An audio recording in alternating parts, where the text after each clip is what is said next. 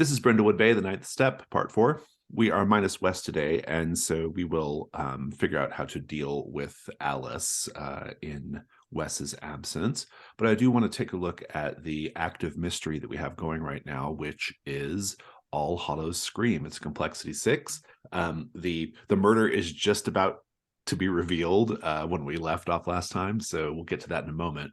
But I do want to point out the characters in this mystery that you have been that you have met. So you're at this Halloween party, and Abner Vidal is the host and the victim. Coco Vidal is his wife. She is in a Cleopatra costume. Mrs. White is the maid. She's wearing cat ears. Elena Visage is an actress in a vampiress costume. She was a star of Abner's movies back in the day. Gordon Thune is a local banker. He's in a Frankenstein's monster costume. Sam Turlington is a local business partner of Abner's. He is in a Phantom of the Opera costume that I think he thinks is a Dracula costume. Sam Turlington, or Marcus Greaves, is Abner's LA manager who is not in a costume. June Willoughby is a local socialite in a sock hop costume. And that's everyone we've met at this point in the mystery. The Mavens had arrived. You were one of the few locals that showed up to the party, and you're each wearing costumes, which I will ask you to remind me of in a little bit. And you having drinks and kind of chatting with the people and enjoying this sort of the house, which is very much like a kind of homage and temple to Abner's bad B horror film repertoire. And then we heard a scream, the aforementioned All Hallows Scream. Mrs. White was the one screaming. She found Abner dead, his head submerged in a bin being used for bobbing for apples, or to be used for bobbing for apples, which is a Halloween thing that we do in the United States. I don't know if they have that in Canada or not, Amanda. So just point that out for your benefit. No, we don't have apples here. Don't do bobbing for apples as a Halloween thing? No, it's a thing. Yes, Okay. it's a thing here. And yeah, so that is sort of where things are at as far as the mystery kicking off. I think in order to account for Alice's absence or Wes's absence, what we're going to do is say that right before the scream, Alice got a text message and got called away. We might find out what happened, or we might not. I don't know. We'll kind of decide that when we get a chance. Mysterious. I do want to, yeah, I know, mysterious. I also want to point out that you currently have 3 void clues on the Dark Conspiracy. That's something that your Mavens are not generally aware of, but we are aware of as players. And speaking of the Mavens, everyone's in pretty good condition as far as conditions go. So I think we're ready to kind of dive right in here. Does anyone have any questions? I think we're all good. Okay, yeah.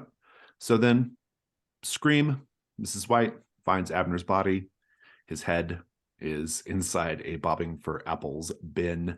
This is in the sort of like back, kind of like closed in porch area where this was going to take place. I'll point out a few other features of the house just so you kind of have the lay of the land. There is the sort of bar lounge area where we sort of started. There is the sort of main entry hall with all these towering movie posters decorating it. We have the Tinseltown room, which you have not seen yet, which is another sort of sitting room area. There is the master bedroom. There is Abner's office. And downstairs, there's actually a little movie theater, a little screening room. There are also other sorts of things you might find in a house like this, bedrooms and other things, but those are the sort of key areas that we're going to talk about for now. And so let's just pick up the scene. Alice is no longer there. All of the guests have rushed to the site of Mrs. White screaming, a la Clue, piled up in the door, right? Like looking at the body. So let's just kick off. Role play. I think that there's a throng of people, like as you said, in the doorway, all staring shock and agape at the drowned, slumped form of Abner Vidal. And then just weeding through the back is just like Muriel trying to like push her way through the crowd. even like probably grabs like Sam Turlington's head and like shoves it out of the way to get a a look in, and then also gasps and want to make sure I have eyes on my fellow mavens as well. I'm actually just right behind Muriel, as Muriel sort of paves the way. I'm just sort of following behind, making use of Muriel's ability to part the crowd. Mhm. And I think I just sort of pop my head over her shoulder and gasp as well. Yeah. Where's Rosemary? I think like just to add, like it's just like a Congo line effectively. Because like all in my head, I imagined that Muriel may be the tallest among us, so like she can like get anyone out of our way. So like it's just like two heads like poking on either side of Muriel, just like seeing what's going on. Murder Maven Congo line. We love that. Yeah, Muriel at the head of the Congo line says, "Ladies, I think our host has passed." It's good. This is weird, right? This is everyone. Everyone move. Just getting Muriel's gonna like rush forward and also like grab Abner's head to like lift it out of the water to check to see if like he's actually dead, or if he's just like maybe got a little too drunk. She's not very medically minded, but she knows the basics. Like, I think. Well, actually, I feel like Drunk Muriel, versus dead. yeah, drunk versus dead. She definitely knows the basics of that. No, but I feel like she does the thing where like she like feels a pulse and like realizes she doesn't really know what you're supposed to do with that. So she does like the lifts up his hand and then drops it. I'm not going to give you a meddling move there. He is definitely dead. Yeah. I think Coco Vidal runs up and she's sort of like dramatically falls to her knees, next to her husband's body. And she was an actress as well in her day, and she kind of throws herself over Abner's body and begins weeping. And then I'm just going to, pat her on the shoulder very consolingly. she kind of looks up with tears in her eyes and she says, "Why would anyone want to kill Abner? He's so harmless. I mean, it's true he snores quite a lot, or he did, and he's sometimes a bit of a cheapskate when it comes to dining out, or he was. But why would anyone want to kill him over stuff like that?" Says this in front of a giant crowd. Yeah. While she's doing that, I'm looking for who screamed. It's Mrs. White, the maid. Oh, Mrs. White, the maid. Yeah, that's right. Yeah. I'll let Coco do her thing here. I'll just delicately set Abner on the ground and kind of like step back, be kind of close by Mrs. White, but kind of just keeping my eye on things. Yeah. Mrs. White is kind of catching her breath. Obviously, she's a little shaken by what she's found. Her cat ears are askew. She kind of re-skews them and straightens up her apron. And she just sort of says, "Oh, well, I can't say I'm surprised." You can't say you're surprised that the host of a party died in the apples tub? Well, it's just that I'm not surprised that Mr. Vidal went and got himself, well, killed.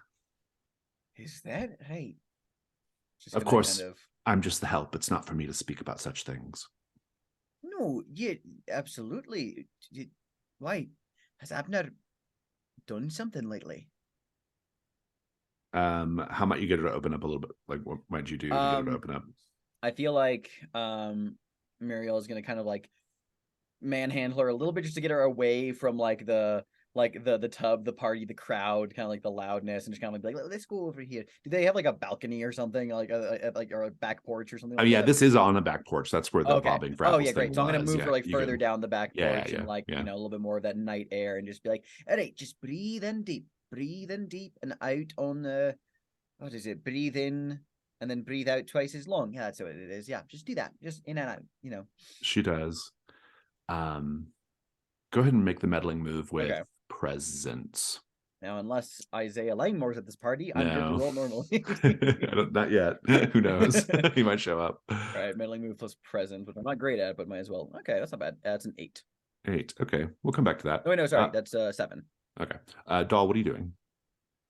I am sitting next to the weeping and wailing Coco and kind of giving her a look over to see, because a lot of the time when something happens, it's the spouse, right?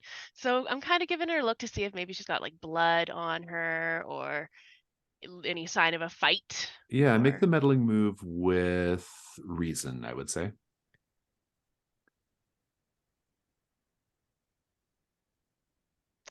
I'm just seeing if there's anything in my cozy little place that might help. Mhm. But I got a 9. Oh, with reason, never mind, that's a 10. Okay, good. We'll come back to that. And Rosemary, what are you doing? I think everybody's like effectively everybody's like rubbernecking at the body, and like I'm like, all right, everybody back out, step away from the body, go back to the lounge, sit down, have a drink, just everybody calm down.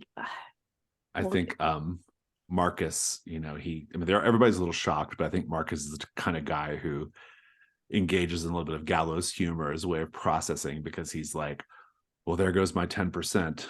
And he sort of wanders back out into the hall. He says aloud, he says, well, I didn't do it. And makes his way back to the lounge. I think Sam Turlington is like, if only this were like the movies, I could drink Abner's blood and bring him back to life as one of the living dead. And he swoops his cape and goes back into the lounge. And June Willoughby says to you very pointedly, Rosemary, it's so funny that this sort of thing always seems to happen whenever you ladies are around. I'm not trying to suggest anything, of course. well, I could also maybe say that this is the second time a Willoughby has been involved in this sort of thing, so who knows? Well, and also, and Captain Curly, we didn't really comment on it too much last time, but Captain Curly went to prison also, right? Mhm. Because he was a conspirator in that whole plan back then. So I think that is probably enough to kind of shut her up, right? And she just sort of sneers and walks on. And Elena, is in shock. She probably knew Abner the longest out of everybody here, right? And yeah, and Gordon Thune, he's kind of like, I wonder how this is going to affect his deposits.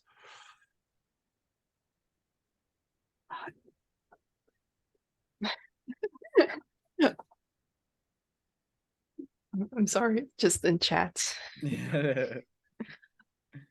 All right, I'm heading with everybody to the lounge, trying to see if trying to hint to my fellow mavens of hey, maybe check out the body or what have you. Yeah. Well, you kind of get everybody out of there. Yeah, I think that's good. I do think that there might be a bit of a complication here for you, Rosemary, because someone's going to want to call the cops, right? Are you okay with them calling the cops, or do you want to have a little bit of time to look into this before they get involved? I'm fine with that complication because I can be very irritating even with the cops around. Okay. So all right. Well, I think June Willoughby's going to go straight to her cell phone and say, well, someone has to call Wyman about this. She calls him Wyman, of course. And she's ringing him up, and she gets him, and she's like, well, Wyman, it's 9:00 at night on a Friday, and I'm not in bed, and I'm somewhere where the Murder Mavens are. So you can imagine what this phone call is about, can't you? And There's a little bit of chatter, which he's presumably confirming. And she hangs up and says, Wyman will be here directly. He says, don't get too involved, Rosemary. You call him.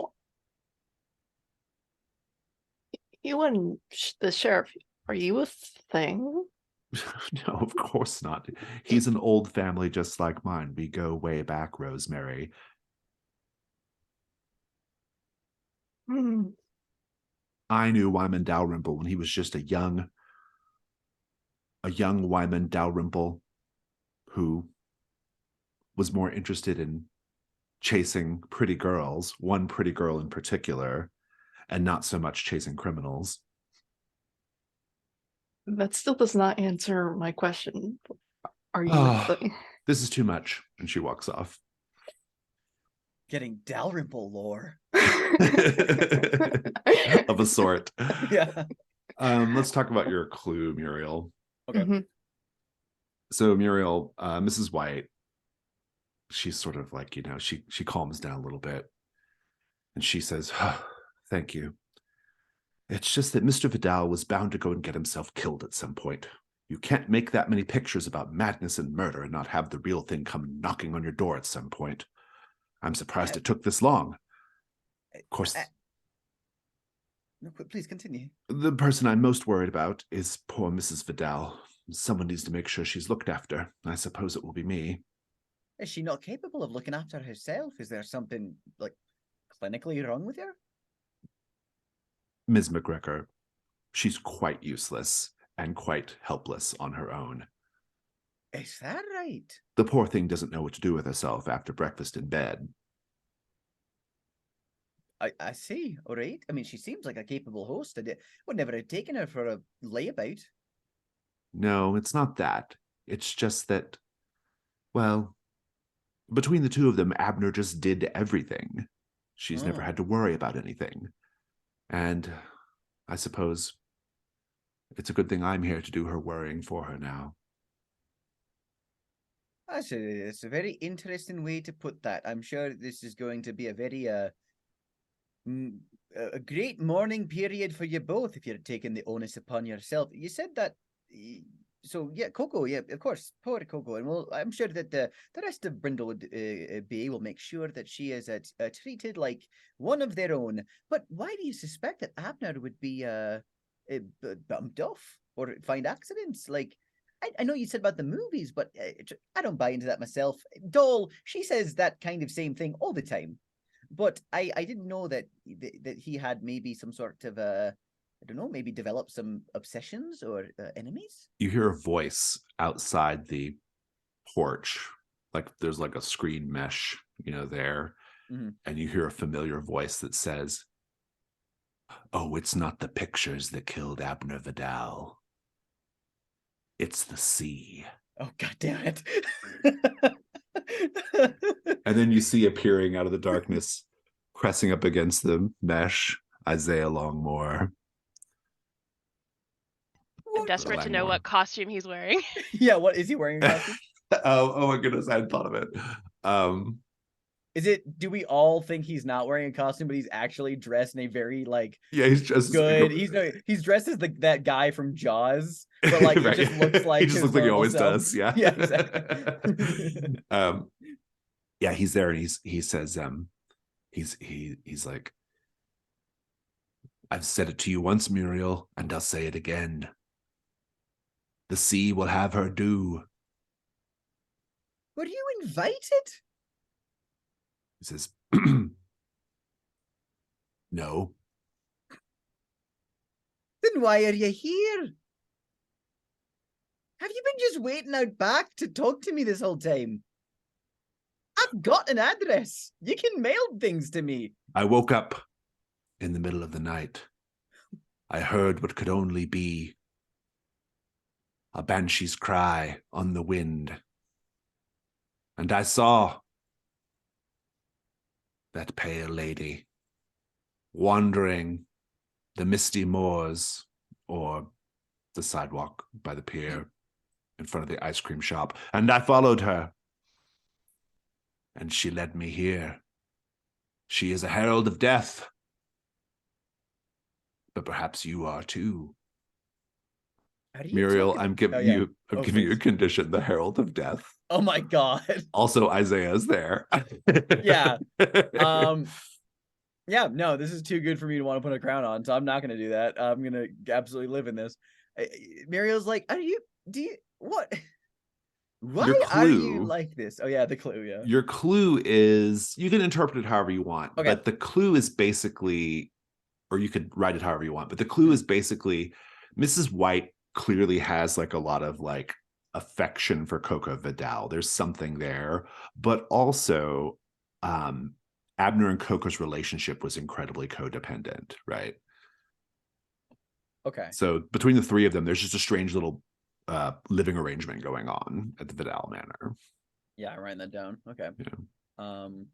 Yeah, okay, that's good to know. Oh, someone else got that before I did. I'll delete that. Thank you, whoever did that. So, Doll, you were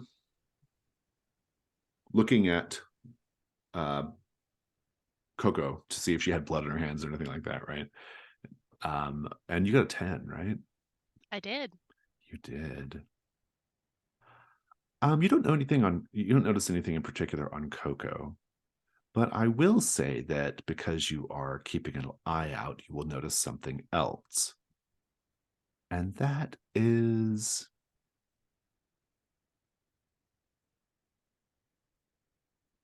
an old reel of film that seems to have been just dropped haphazardly near the door that goes from the outside into the porch, like it fell out of a bag or something. The clue, you have to watch the film in order to get the clue, but that is the start of it. This old film reel. You can go and grab it. Yeah, I think I'm gonna still like try and console Coco. You know, I'm rubbing her back, and then I'm using my foot to yeah, hook right. the film and drag it over to myself. Yeah, you can absolutely do that. Isaiah comes in and he says, I wish I hadn't been too late to save Mr. Vidal's life. The Banshee was trying to warn me that the sea was ready to claim another, but I couldn't get here in time. You saw a Banshee? Oh, yes. Oh, yes. Maybe that's why Banshee, Abner Ms. Ryan. died. If you saw a Banshee. No, then... Ms. Ryan. The Banshee was merely a messenger. What was the message? And he looks down at Abner's body and then looks at you. Oh, right. Of course. Yes, that makes sense. Well, isn't it bad luck to see a Banshee? Aren't you going to be, next? Oh, Ms. Ryan, the sea has been trying to claim me for more years than I can count, and I have always managed to elude her watery grasp. Though tonight being Halloween, it is a dangerous time for spirits. You have to be careful. Yes, well, I mean, of course. Duh. And now, I need to see if the Vidals have a cask of rum that I can crack open in their bar. And he wanders off to the bar. I do want to say, like, to Mrs. White, who I guess was just like just subject to that entire thing. Yeah. Just kind of turned to Mrs. White and says, "For what it's worth, I didn't think you're that pale." Very good. But on a more serious note, have you got any turnips around the house? She kind of gives you like a quizzical look, and Well, then listen, she says, I don't buy into Isaiah's superstitious nonsense that much, but I mean, from where I come from in Scotland, carved turnips are a means of warding off evil spirits, so just in case, I'd like to have access to your turnips. and Mrs. White says,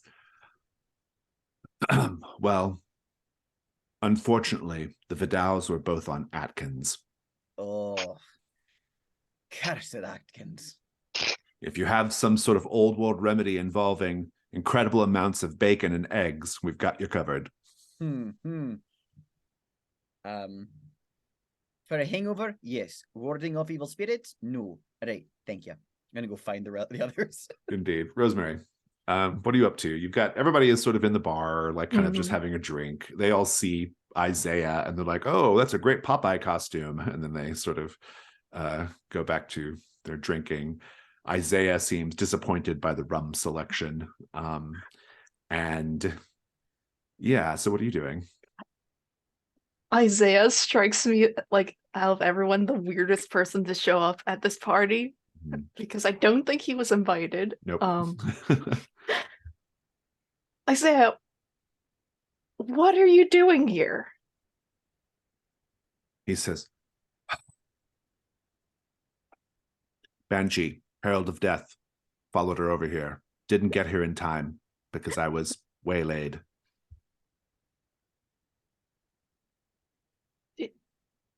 Did you follow Alice here? What? Like, what? He's like, no, never, no. And he just goes back to what he was doing. Elena Visage, she says, well, I guess I'm going to go back to my hotel.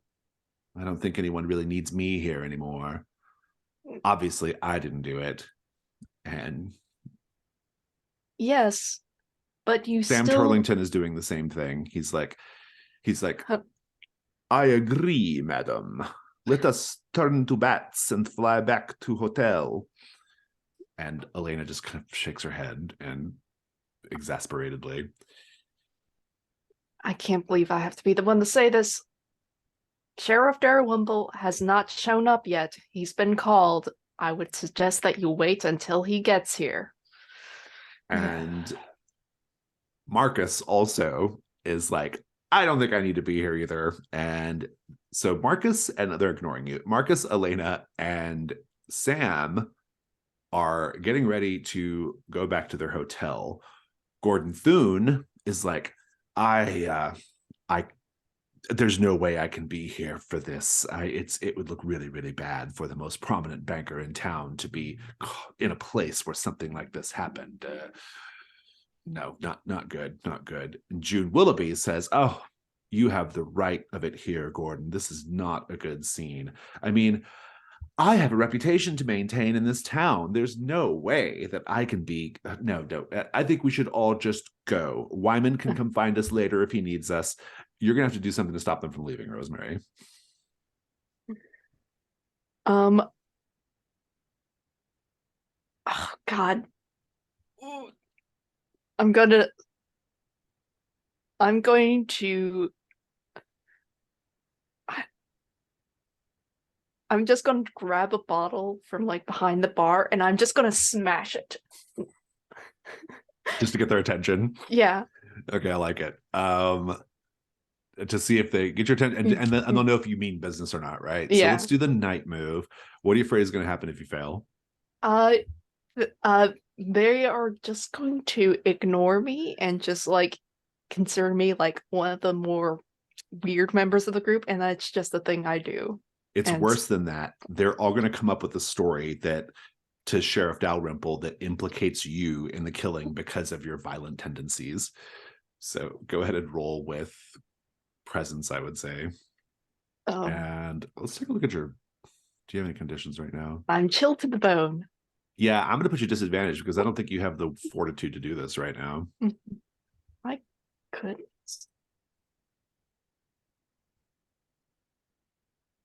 That's a 5. A 5. You smash the liquor on the bar, and they all start like muttering. June Willoughby is taking point on this. She's like, oh, that Rosemary Mortimer. I just knew it. I just knew she had a violent streak. And then they're like, yeah, I think I saw her back on the porch right before right before Mrs. White screamed. And like they're coming up with their story in real time right now, Rosemary, unless you're putting on a crown. I am putting on a crown. Okay. I am going to put on a shadow in the garden. Oh, very good. Mark that. And instead, you smash it and they like, you scare them into like not going anywhere.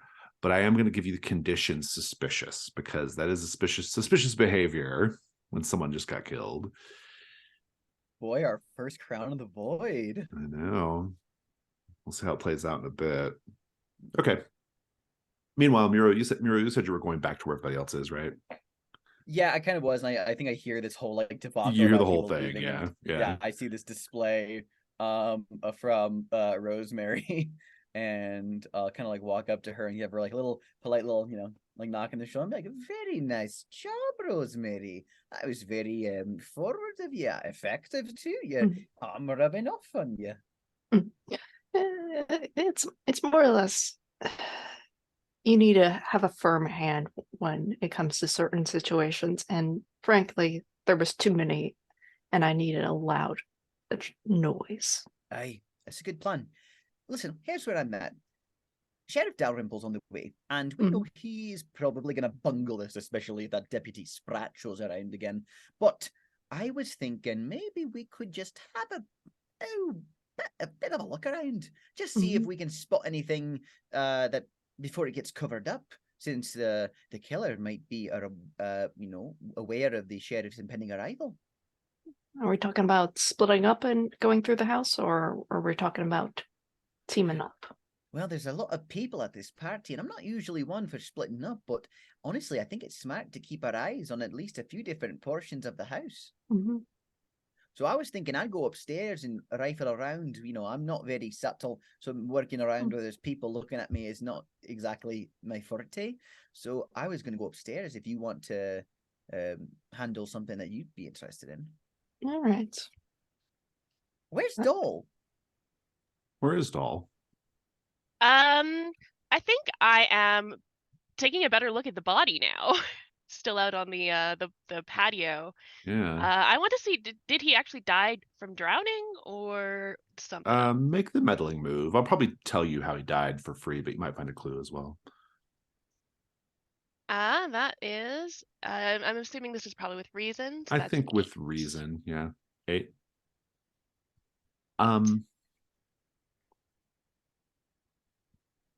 It does appear to be blunt force trauma to the back of the head. The reason why you know this is because as you were moving his head around to take a look at him, your fingers actually slip into his skull and you come back out with some of his brain matter on your fingers. How does that make you feel? I've raised 8 kids. A little bit of brain goo is not going to bother me. I think I just sort of like wipe it off on my coat, my raincoat. Nice. I like it. I'm going to give you a condition, unflappable. You wipe his brain matter off, but yes, it appears he got smashed in the back of the head.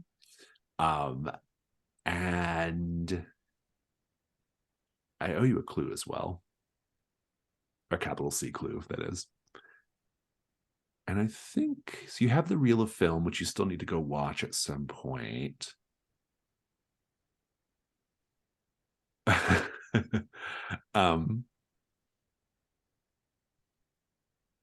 You actually see a little further past where the roll of film was. So the roll of film was like in the little door that goes to the backyard. You actually see hanging up on like a branch as if it got caught and abandoned there, a black velvet cloak with red lining, very similar to the one both Sam Turlington and Elena Visage are wearing. I'm going to give Coco sort of a final pat on the shoulder. Yeah. Gonna kind of nod to Mrs. White, who I imagine will be helping Yeah. her friend. Yeah, I think her they go back employer. into the parlor area. Yeah. And yeah, I'm gonna go snatch that cloak off of the tree if I can reach it. Yeah, it looks identical to the, cause like Elena and Sam are basically, they have the same cloak essentially. They're different characters, but they have the same cloak. I think Sam thinks he's a vampire as well. But they have that vampire cloak. And this one is identical to theirs. So that's your clue. All right, yeah, definitely gonna take that down off the tree. And unless my co-mavens, unless my fellow mavens have any issue with it, I think I'm gonna go Since down you're into the outside, movie or the movie room and watch this film. since you're outside, before you, as you're taking the cloak down off the tree, you rest your hand on the tree trunk, and your fingers slide into the tree trunk in the same way they slid into Abner's skull. And you pull out your hand to see that it's covered in blood red sap. Oh, tree gunk is gross though. People gunk, I mean, just clean that up. Tree gunk is sticky. I love it. I think You I'm get like trying to wipe it off on the tree so it doesn't get stuck to my coat. That's actually a void clue. But also I'm going to give you condition squicked out. Yuck. I am unflappable and squigged out. Exactly. And if somebody wants to note the void clue, they can note that as well. Okay, good. So you're then going back inside? Yeah. Okay, great. Okay, well, here we are. The guests have been scared into not leaving. It sounds like Muriel and Rosemary are waiting on you, Doll. So we'll put the three of you together to figure out what everyone's going to do. Muriel had proposed splitting up, but let's just keep that scene going. Okay, so I think there you are, Del. I was saying that I think we should split up and look for clues. I was gonna go. Go ahead. Oh, I found this movie. I'm just gonna go watch it. They still shoot on film reels. Apparently. That's fascinating. Abner was a popular filmmaker through the 80s and 90s. Of course they're going to be on film. Well, So I didn't need this to printed it, or I didn't know anything about film. Okay, so okay. Are you not a fan of Abner's movies? I've enjoyed the Cabinet of Dr. Calamari, but I mean, a few of the other ones is not exactly my taste. In truth, Abner was actually part of the sort of 80s gold rush of putting cheap horror movies on video. That was where all the action was, because that's where you made your money, was on video. But he is a film connoisseur and a film lover, hence his little movie theater, Doll, which might be a good place to go watch said film. If you want to go down to the theater and watch that, great. I was going to go upstairs where there's less people and poke around, see if there's anything I can spy. So the office and master bedroom are upstairs, Muriel, so you can head up that way. Doll, you can go downstairs into what's essentially a basement that's been converted into the movie theater. Rosemary, what are you going to do? There was something on the ground floor, it was a the Tinseltown room is on the ground floor. Tinseltown room. Yeah, it's like the opposite room of the bar where the party was taking place. So. Yeah, I think as I leave the room, I give a steely eye stare at everybody else. If you leave, I'm going to know. She will know. Let's talk about the Tinseltown room first. It is a very dramatic kind of Art Deco decorated space. Imagine the movies like Metropolis or The Cabinet of Dr. Caligari, actually. Kind of swooping lines, very big geometric shapes. Lots of black lacquer and gold trim, very thick carpets. Let's paint the scene here. What do we see in the Tinseltown room that shows it's a temple to old Hollywood?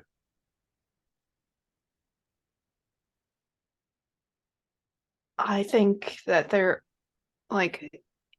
a lot of cardboard standouts of previous old films and whatnots, but they seem to be covering the sort of cabinets of just old film reels. And I think one of the spots in the cabinet is has been like left open? Old Hollywood. I think there are replicas of the Hollywood stars, the stars on the ground. Walk of or the Hollywood Walk of Fame. Yeah. Whatever that Yeah. is. I think there's replicas of some of those, but for really kind of old school names, Marilyn Monroe, that sort of thing. Yeah. And I love think it. they're just sort of all around lining up near the top of the ceiling. My idea, I look up a few movie names too, is that there are a number of like mannequins in here that are set up almost like processionally, all bearing the not replicas of, but costumes from the movies. So you see Vivian Leigh's Scarlett O'Hara dress, Oh yeah. like like a flanking Rhett Butler's kind of like suit. A few. I saw it in the window and I couldn't pass it. Or what was it? What's the little Carol Burnett thing? She goes, I saw it in the window and I just had to have it. Yeah. Yeah, exactly. Because the curtain but, rod. But then also just very thematically with the party as well, there is like, the original Phantom of the Opera costume. There's right, yeah. Frankenstein, like Bela Lugosi's Dracula, like the whole outfit is here as well. Yeah. Yeah. I love it. Well, so Rosemary, you're there. I think Marcus has actually followed you into the room as well, because he just needs to get away from the crowd. He's like, oh, you've got the right idea. This is all too much. I mean, I was trying so hard to get Abner back to Hollywood. I obviously didn't think something like this was going to happen. I wasn't trying to rescue him from, death, but this is not his place. No offense, but this little town is not for him. I mean, he was upset about how poorly Kudat Girl Barracuda in Love was received, but anyone could have told you that longtime fans of the Barracuda franchise were never going to accept a rom-com twist to that series. Oh, it was such a unique twist anyway. But like as an artistic expression, I can understand it, but as sort of like money making sort of thing, it wasn't going to hit with audiences. Like honestly, bigger hits of Abner's work are like his creature features. Like that's what he's known for, and Kudat Girl did have a really terrific soundtrack, though. We got that hip hop artist do that Kudat, Kudat, Kudat, Kudat. It was really great. Loved it. Mm-hmm. And he sits down. What are you doing? Since I entered this room for the first time, what is about to happen? Oh, very good. Marcus is going to... You're going to turn around and Marcus is suddenly not going to be there. Okay, why? Because he knows a secret exit out of the room.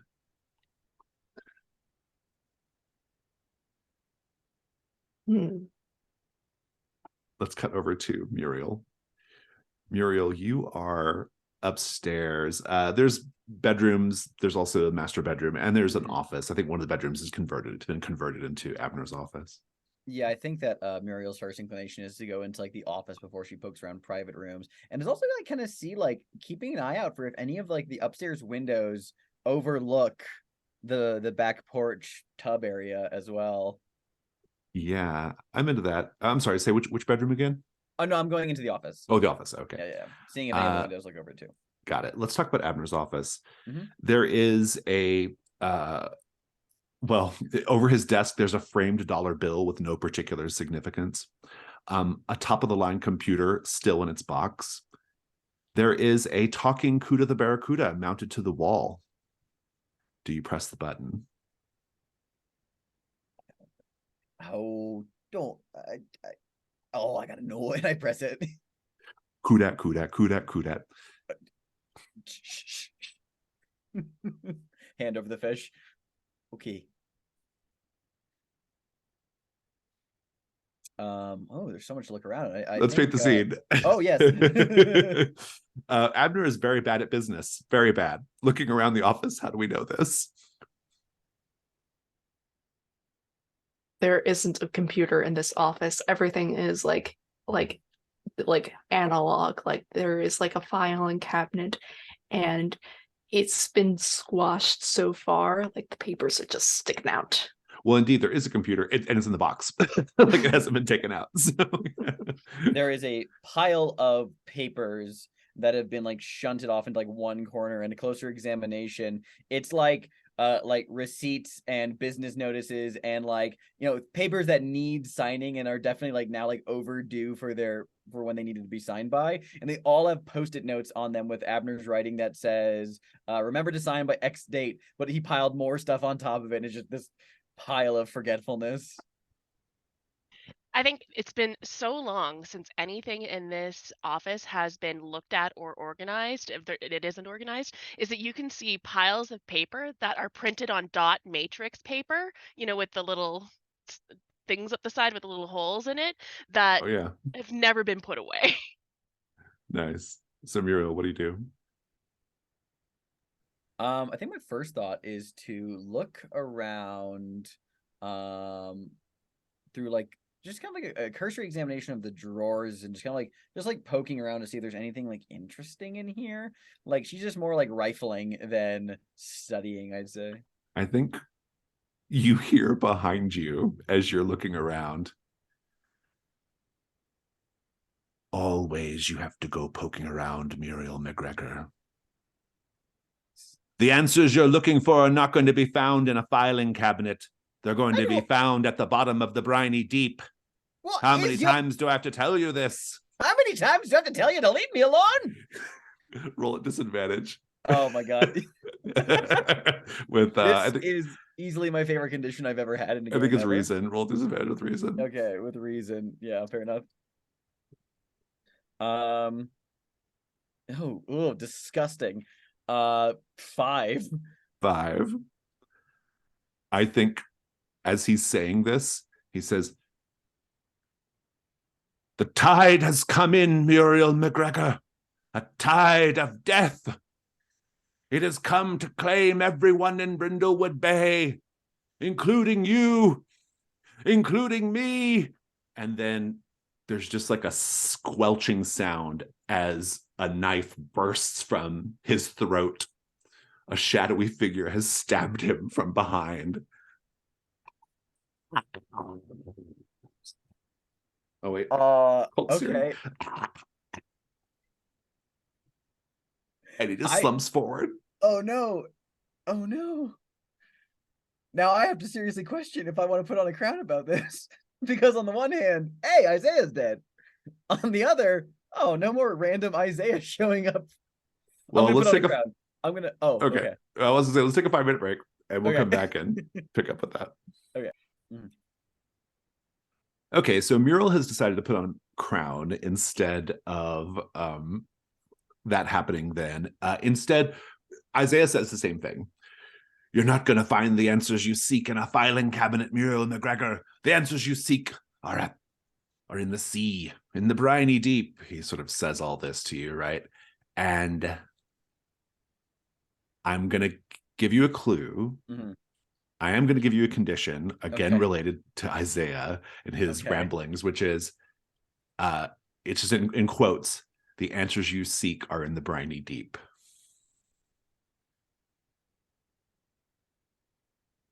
And it's a long condition. I like it.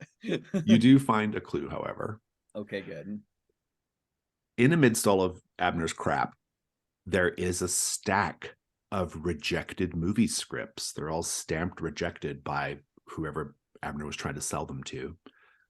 Or maybe Abner rejected them, who knows. But in any case, their scripts are, I'll put this in chat so you can transfer it over. Devil Women from Planet X versus Zombie High School. So a mashup of the two series. Barracuda 12, Cuda's in the Hood. And Vampire Toga Party 3, Magnus Comes Loudly are your 3 rejected movie scripts. I'm going to clip that for you. Yeah, thank you. Just what I need to think about. Muriel sees that, shocked by how bad these are, but she's really more focused on Isaiah at the moment too. And just kind of, I think she's gonna like stomp on up to him and just be like, Isaiah Langmore, if you can't leave me alone, I swear the next time you get up in my business, I'm gonna show you a right hook that'll send you to the briny deep. He's like, you've been warned, Muriel McGregor. And he turns and he says, he turns back again and he says, do you know where the bathroom is? I flick him in the head and I walk away. Very good. Doll Ryan, going down to the screening room. Is there popcorn? Well, let's talk about it. When you first walk into the little hallway that leads into the screening room, there actually is, they have like a movie theater concession stand in the hallway. And it's not in operation, but it does still smell of hot buttered popcorn. The screening room itself has like sort of red velvet movie theater seats, very classic. There are sconces that kind of have a warm glow. You hear the click, click, click of a film reel. Indeed, there is a film camera with a reel clicking. There's already film on it that's just finished. And then just like this sort of flickering black and white screen on, a projection on a screen. Let's paint the scene, everyone. Actually, we can only do this paint the scene if at least one Maven has marked a shadow in the garden. Do we have a shadow in the garden? Wonderful, yes. Good. Rosemary just did it. The paint the scene is, so instead of a flickering film reel, there's actually a film being played. Like it's going right now. The film being played, it appears to be about some sort of like hippie commune. You see like hippies dancing around and playing, guitar and things like that. You don't recognize the film. It's in black and white and there's no audio. As you continue to watch it, it captures the last violent moments of the commune, with buildings burning and people bloodied and running in terror. What do you see in the scene, Doll, that makes you think the events being depicted are real? Actually, this is for everyone. Mhm.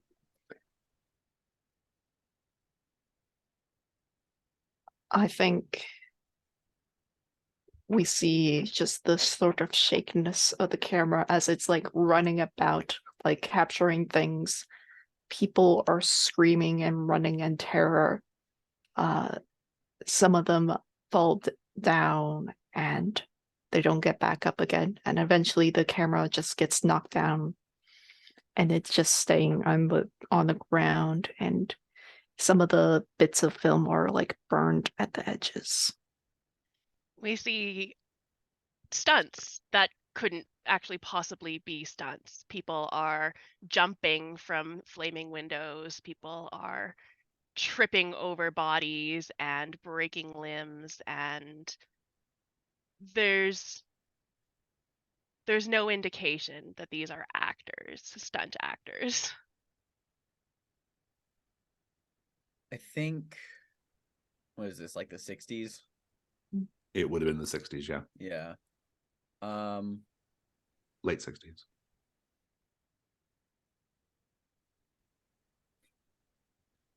How old is Isaiah Langmore? If you're asking if he would have been a young person at this time, Yeah. we'll say yes. Yeah. Okay, cool.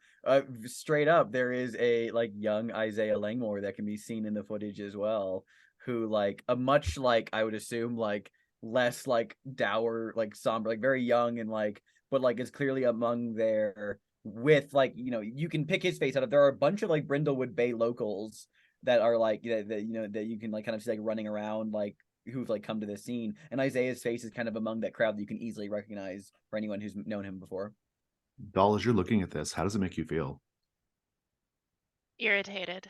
I don't like hippies. They're dirty and they smell. Very good. Take a condition, irritated. June Willoughby joins you. And also, this movie is a void clue as well, by the way. Yeah, I don't think Doll fully catches on as to what she is watching. I think she's, this is June is down there with a you. bad movie. And she Is there says, anyone else down there with us? no, just Are we June. alone? You're alone. She says, did you know I used to be interested in film, Doll? I was going to be a great filmmaker, a great woman filmmaker. Well, That there's was still my time, plan. Junie. You could. Yeah, maybe. I'm a little too busy now, I think.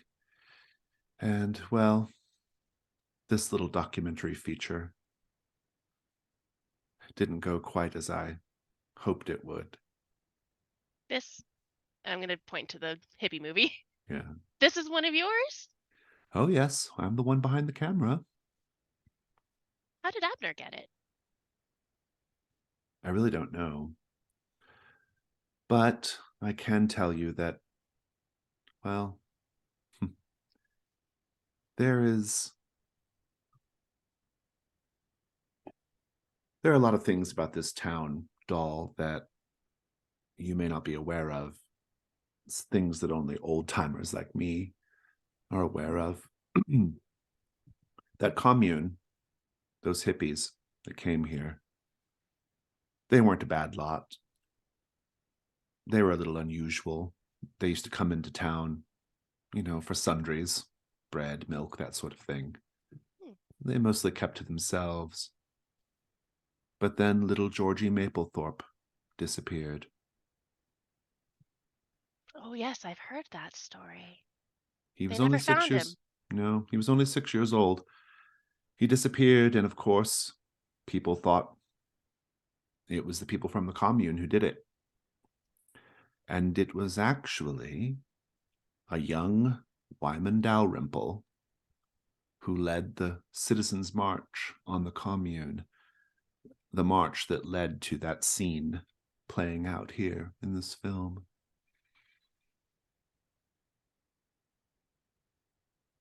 Wyman has always considered it his highest duty to protect the people of Brindlewood Bay. Seems to me like causing a bunch of hippies to die isn't really protecting anyone. Well, we don't say they died. We say they were chased out, Doll. That's the official story. Is that why you don't do movies anymore? Well, I suppose whatever young, free-spirited artist that lived inside me back then was snuffed out, throttled to death on that day.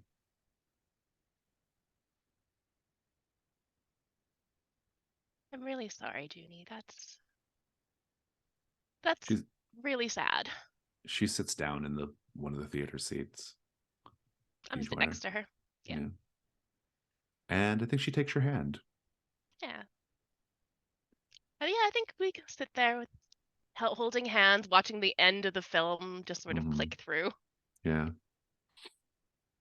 And then she looks and says, "What do you have there?" At your film reel. Is there a label on it? No. No. Oh, I found this near Abner's body.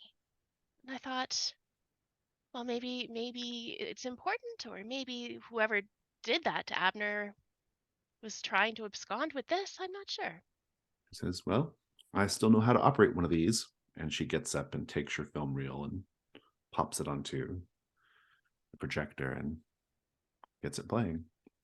Let's go back over to Rosemary. Rosemary, you do turn around, and indeed, you do not see Sam Turlington anymore. He has vanished. What do you do? Well, I have a second move that I forgot I had because the title of it got deleted. But it's called the Sherlock Holmes move, and when I meet the suspect for the first time, I get to declare a detail about them. Okay, sure. What do you want to declare? Marcus had Or is it very Sam? No, Sam. it was actually Marcus. Oh, was it Marcus? Anyway. Oh, it was Marcus. Oh, I'm getting confused. Yeah, it was Marcus. Yeah.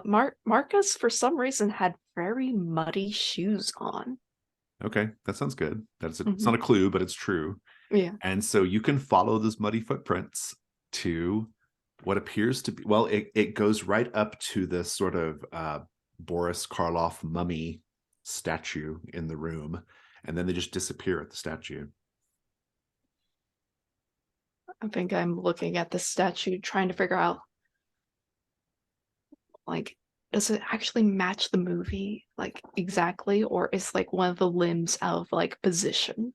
Yeah, make a meddling move with reason. I don't think suspicious or chilled to the No, bone will affect this since I'm by myself. Yeah, you're fine. Just roll straight. Oh, that's fantastic. That is a 10. Nice. Your clue is this secret passage. You push one of the arms down, and the little stand and portion of wall where the mummy is swings forward, revealing the landing of a stairway, some stairs going up. Do you go up them? Yeah, I want to go up them. The stairs are a secret passage that connect the Tinseltown room to the master bedroom. Ooh. That is your clue. And when you come out of the master bedroom, that doorway is hidden behind a wall of mirrors. You're in the master bedroom, and I'll describe it for you. It is a very like David Lynch kind of space. Blood red wallpaper and curtains, lamps with red lampshades just deepening the redness of the space. There's an enormous canopy bed with mirrors overhead and all along the walls. Let's paint the scene, everyone. Abner and Coco had a pretty interesting sex life. What evidence of this do we see casually strewn about the room? Adult baby stuff. Interesting indeed. I imagine like there is like there's normal furniture like cabinets and closets and whatnot. But if you were to go through them, not all of them, the clothes fits Abner or Coco. There's someone else's clothes in amongst these.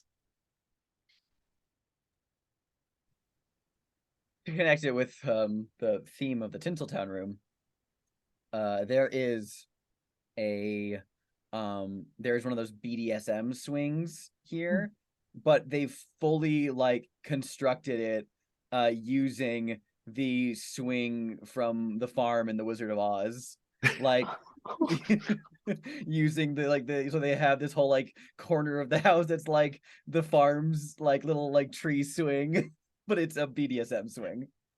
The least sexy thing in the whole world. Amazing. Yeah. Oh my. All right.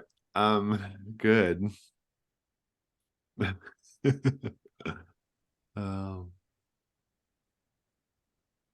So what do you do, Rosemary? No sign of Marcus, by the way. Okay. The fact that Marcus knows about this at all is interesting. I think I'm just looking around this room, like seeing if like anything has been broken here. I don't think like the nature of this room is like suspicious in its own right, because like Hollywood types are into I think I'm gonna make you roll the night move. Oh no.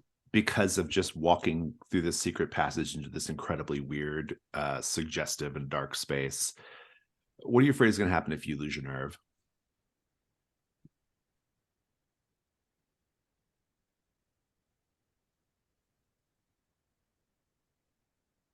I think I just get bored and leave. Very good. Roll with composure and at disadvantage. It's the night move. Oh, it's a night move. I'll tell you how it's worse. It's worse than that. You don't get to leave because someone behind the curtains throttles you to death. At disadvantage? Oh my At god. disadvantage. Jason's out to get me.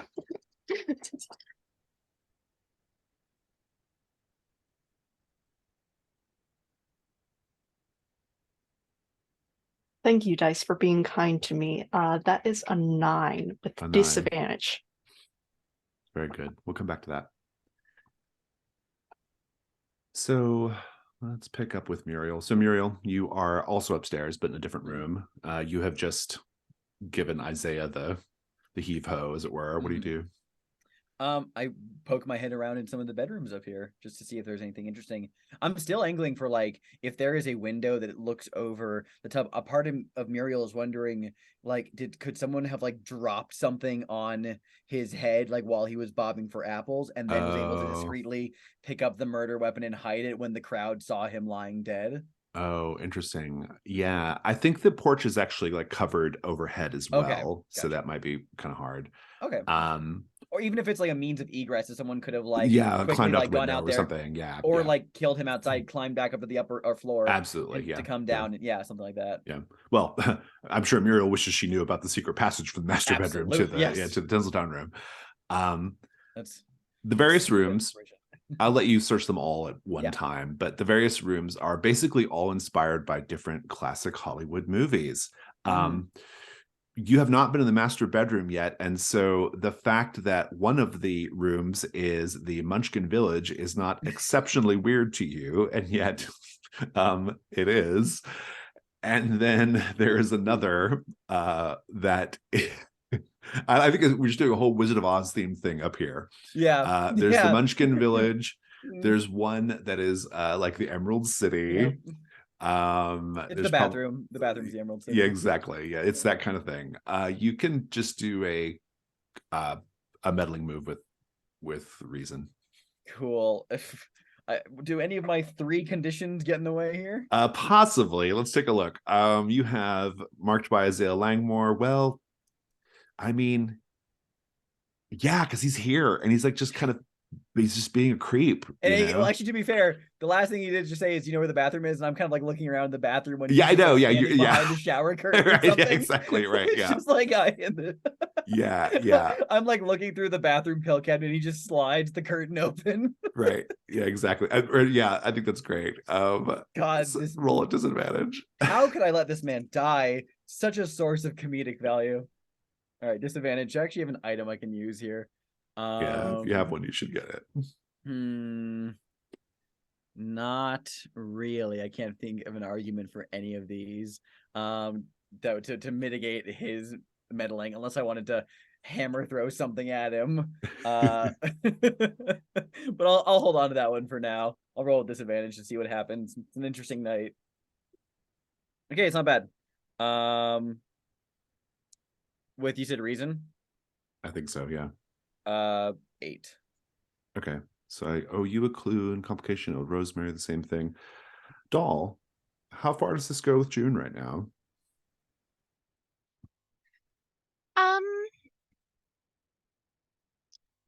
I think since they're alone, a little makeout session in the movie theater wouldn't be amiss.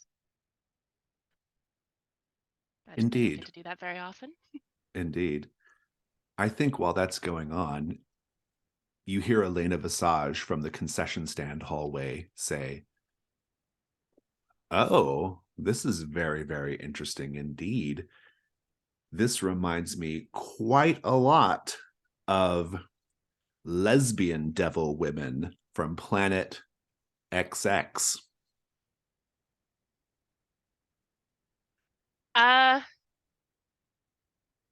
Well, she was choking on a Jolly Rancher.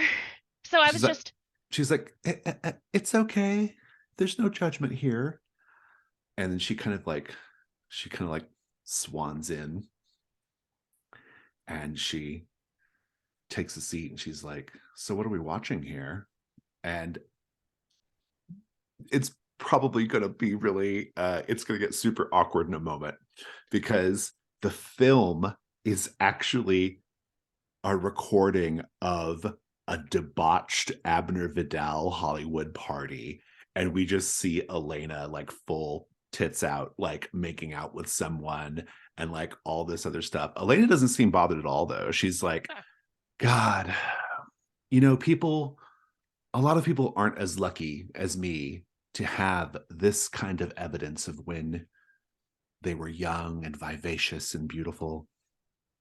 Take lots and lots of pictures of yourself when you're young, naked pictures. That's what I tell my nieces when I'm mentoring them.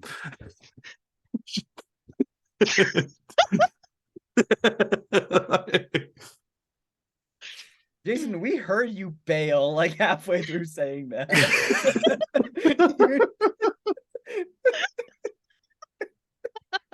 It's California. I guess I feel like maybe that's not great advice, but I just mean to say that, age happens to all of us. And, well, it's good to have a memory of what things were like when we were young, what our bodies were like. do you remember this? I mean, I'm not party as in old as the two particular? of you, obviously, but Only as old as you feel, young lady. exactly. So you do remember this party? You weren't too... Oh yes. This would have been 1983, I believe. We had just what movie had just come out? I can't quite recall. It might have been March of the Devil Women from Planet X, one of the sequels. This might have been Cuda in Space. It's hard to say. It's a real shame what happened with the Barracuda franchise. Cuda in Love Yeah. just killed it. Totally killed it. The actress actually made out with the Barracuda. It was not. Audiences just weren't ready for that. One of my children is a bit of a film buff, and he says it's the best one of all of them. Well, these things do tend to find a cult audience years later. Of course, that doesn't really help those of us who live on residuals, does it? When a movie is discovered so many years later after contractual obligations have expired. Oh, but Were you having money issues? well, I don't and really know how acting works. go ahead and make the meddling move with presence. Oh, that is an 11. And I'm going to mark a crown because I want a void clue. Oh, okay. I'm going to mark a shadow in the garden. I'll give you the void clue in the film. The film is that's a follow-up from a previous clue. I'll go ahead and give you the full clue here now that you've watched it. Well, actually, the clue is just the film of the party, basically, and the fact that it was found in a unusual place. This debauched Hollywood party. We'll get to the void clue in a bit. She's going to give you another clue, though, because you're questioning her. And she says, well, I'm okay. I've only ever had to support myself. And, I do the convention circuit. I mean, you can go to these conventions and you'd be amazed, the amount of money you can make selling pictures to fans. $50 for a headshot. Oh, wow. $175 for your feet. It's incredible. For your feet? Oh, yes. These Ooh. conventions, it's where, there's so much money to be made from fandom. Trust me. What fandom? Of, Interesting. yes, fandom of movies. Anyway, I was okay money-wise, but I don't think Sam and Marcus are. I overheard the two of them having a pretty heated argument about money. And Abner, And I don't know exactly what they were arguing about, but I do know that it involved some kind of deal. Marcus was upset as usual that Abner is here. Sam is really, really hooked into the local business scene. I don't know, but it was pretty heated. It was pretty intense. And it was just last night. Do you think one of them, you know? Well, this is the part of the movie where an alien would burst forth from Sam's chest normally. Wait, wrong genre. This is the part of the movie where I would arch my eyebrows and suggest very heavily that this could be maybe connected to Abner's death, right? If that's the genre we're doing. I don't know what you're talking about with genre. This is just life. Oh, you poor, poor, sweet little old woman. Everything is a performance. No. Right now is not are you performing? June gets up and says, well, I've kind of lost my enthusiasm for this moment. And she turns and goes back upstairs. I love her. Void clue. We'll get to that in a moment. We are speed running these void clues today. Oh my god. I know. This is what, like number 6 now? Yeah. Yeah. Let's check back in with Muriel and Rosemary. So Rosemary, I owe you a clue, correct? And you got a complication. No, I just rolled a complication on night move. Oh, night move. Okay, good. You keep it together. Mhm. You notice underneath the bottom of one of the red velvet curtains a pair of feet, a pair of shoes. Muddy shoes. It's hard to tell in this light, but since you maintained your composure, I will let you approach the curtained figure. What do you do? I think I slowly just creep on by, ready to reveal this person. And I just pull back the curtain. Indeed. The lights are no good in here. Mhm. It's very, very dark. Indeed. You can hear pumped throughout the house. The Monster Mash is going right now. Mhm. It's played a number of times at this point. The Monster Mash, and then the power goes out. The Monster Mash. And the lights are completely out as soon as you pull that curtain back. And you just see a dark figure in silhouette from the window, the moonlight. And this person reaches out and grabs you by the throat. Mhm. What do you do? I think I'm just gonna fight back. Like in my cozy little place, I have a cricket bat that says Andrew on it. And You have I'm that just with you? Yes, it was going to be a part of like my second costume. Yeah, we haven't seen your second costume yet. Yeah, okay, good. So I'm just gonna give it like a good whack. Good, I love it. That is going to be the night move with vitality. What are you afraid is going to happen if you fail? I'm going to die. You have threatened me several times this session. I know. I'm determined. I'm determined to kill you today, Rosemary. You can take the roll at advantage, though.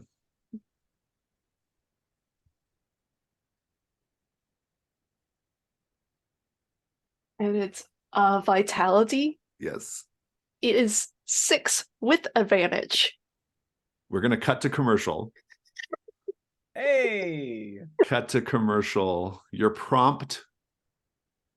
Oh, I got to find a prompt. I don't have this pulled up. Hold on. I was wondering when we do this mechanic. Yay. I know. I've been dying to. I've been waiting for the right moment. It always is. I like to do it when someone's about to die. This is absolutely the right moment. Yeah, I rolled 5 and 2 1s. So let me read the cut to commercial thing for you so you know how this works.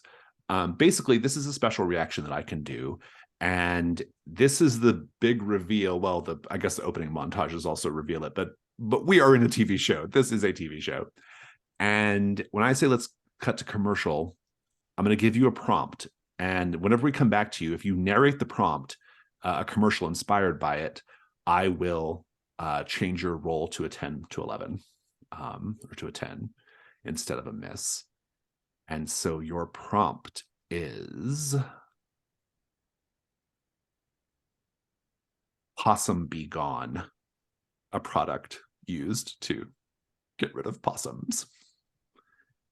Think about your commercial. We'll come back to you in a bit. Power goes out, doll. Muriel. Monster. And you hear from the shower, Muriel. "'Tis the sea, Muriel McGregor. 'Tis the sea." Why are you just standing in the shower? This is your complication, though, from your clue finding, Muriel. Is the power going out? Oh, okay, cool. Great. I do owe you a clue, though, correct? Yeah. I'll give it to you now before I Okay. forget.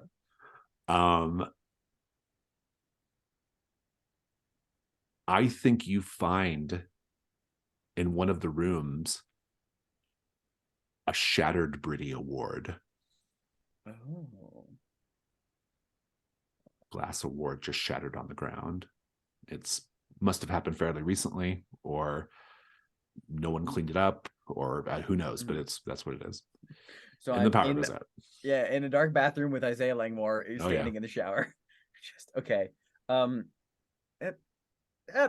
Isaiah, what are you doing? Never mind. I don't want to know. Okay, I need to. I'm just like fumbling around. Like, said,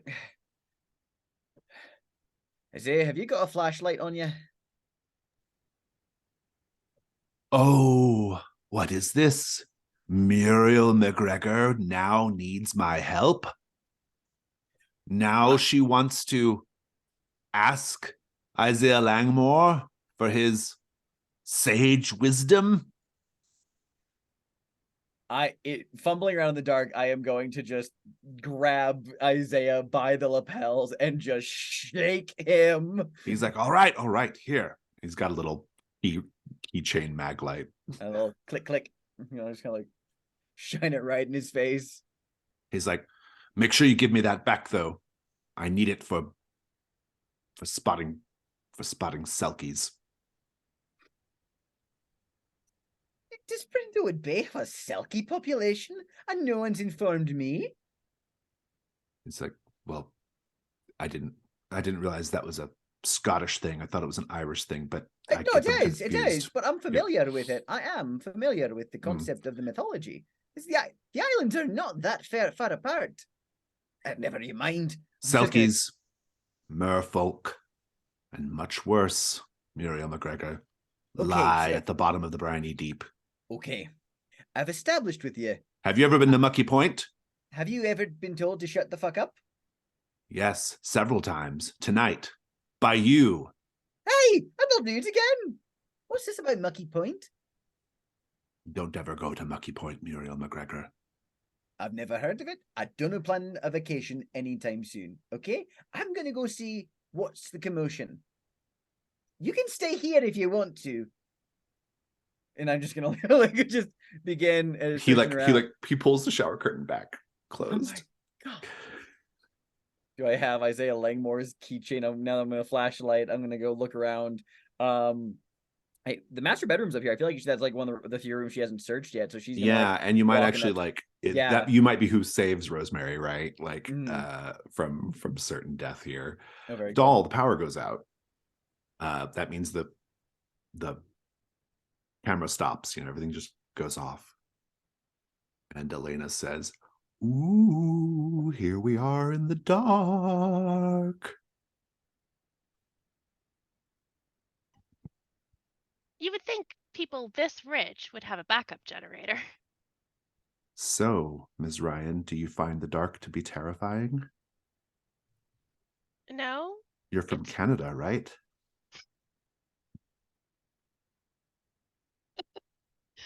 Yes, and So you're not scared? I don't understand where this all Canadians are afraid of the dark thing came from. People keep asking me that. But no.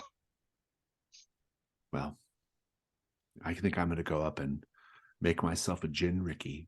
And she leaves. But then the camera comes back on, even though the power is still off. And it shows you a new part of the movie.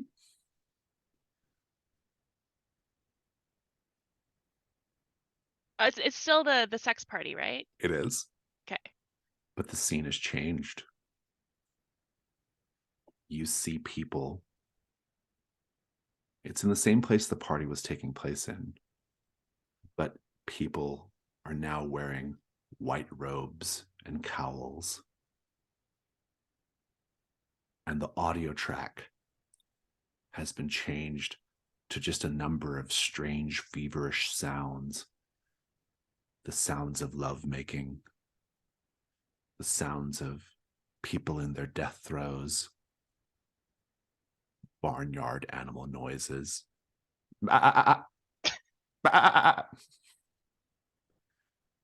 Snorting, neighing. That's the void clue. And then the camera goes off again. Maybe I am afraid of the dark. That was unsettling. I'm gonna kind of feel my way Make the off night move. the wall to go upstairs. Make the night move. What are you afraid is going to happen if you lose your composure? I'm gonna fall down the stairs. No. I guess I have to say how it's worse than that. You're going to be pushed down the stairs. Go ahead and roll with, it's going to be composure, but I want you to make it at disadvantage because of squicked out and irritated. The combination is deadly here. That is a 3. A 3. You can cut to commercial as well. Love 2 back-to-back commercials. Your commercial is Calamity Raccoon's Good Time Pizza Farm. Fabulous. Think on your commercials. Or your commercial. Rosemary, you ready for Possum Be Gone? Okay. I think with this particular episode of Brindlewood Bay, it's a one of those hour-long like specials, so there's multiple commercials within it, and Possum Possum Be Gone starts out with like in the back alley where like there's this big dumpster and like there's rattling inside, and then suddenly there is this little like obvious hand puppet because A Possum Be Gone, it has like a budget of $500 and that majority of it goes to the camera. So there's this little possum who's like grabbing and rattling garbage, just like and like a voiceover says, "Has this happened to you?" And we can get rid of the opossums in no time flat, and with our certified Opossum Be Gone equipment, and like there is like this just baseball bat that says Opossum Be Gone on it, and they like take the bat and whack at the puppet. But however, they only could get one take of it, and it goes slightly wrong. So for like 5 seconds on the screen, we just see this puppet fly away, and then the hand is remaining there. And then like we like quickly screen fade to the like sort of the placard card, and like it's just has the number of, and it says Possum Be Gone, and no time like today to call, and the commercial ends. I love it. That's great. The commercial break is still going, doll. You ready for calamities? Sure, I can do a Calamities commercial. I think we see these bright lights just sort of flashing at the screen. The words "Calamity Raccoons," "Good Time Pizza Farm." Uh, big bright letters, and the farm music, the barnyard band starts playing, and you can hear the rich tunes and tones of the singers. The cow and the Italian chef, all those Vincenzo, the Italian pizza chef. Vincenzo, the Italian pizza chef, Pig Daddy, Clara Cow, Farmer Roy, and Calamity Raccoon. I couldn't remember their names. I was like, what are they? I knew Clara Cow. I remember Clara Cow. Okay, anyway. Happy birthday, happy birthday. It's a birthday down on the farm. It's gonna be stuck in my head.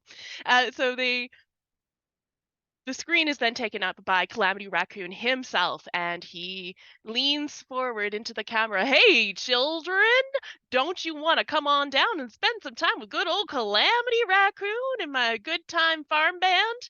Well, tell your parents that we are now safe, cockroach free, and it's OSHA? And OSHA certified. OSHA compliant.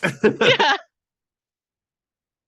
So you have no more worries about getting stuck in that ball pit or in the funnel or going missing.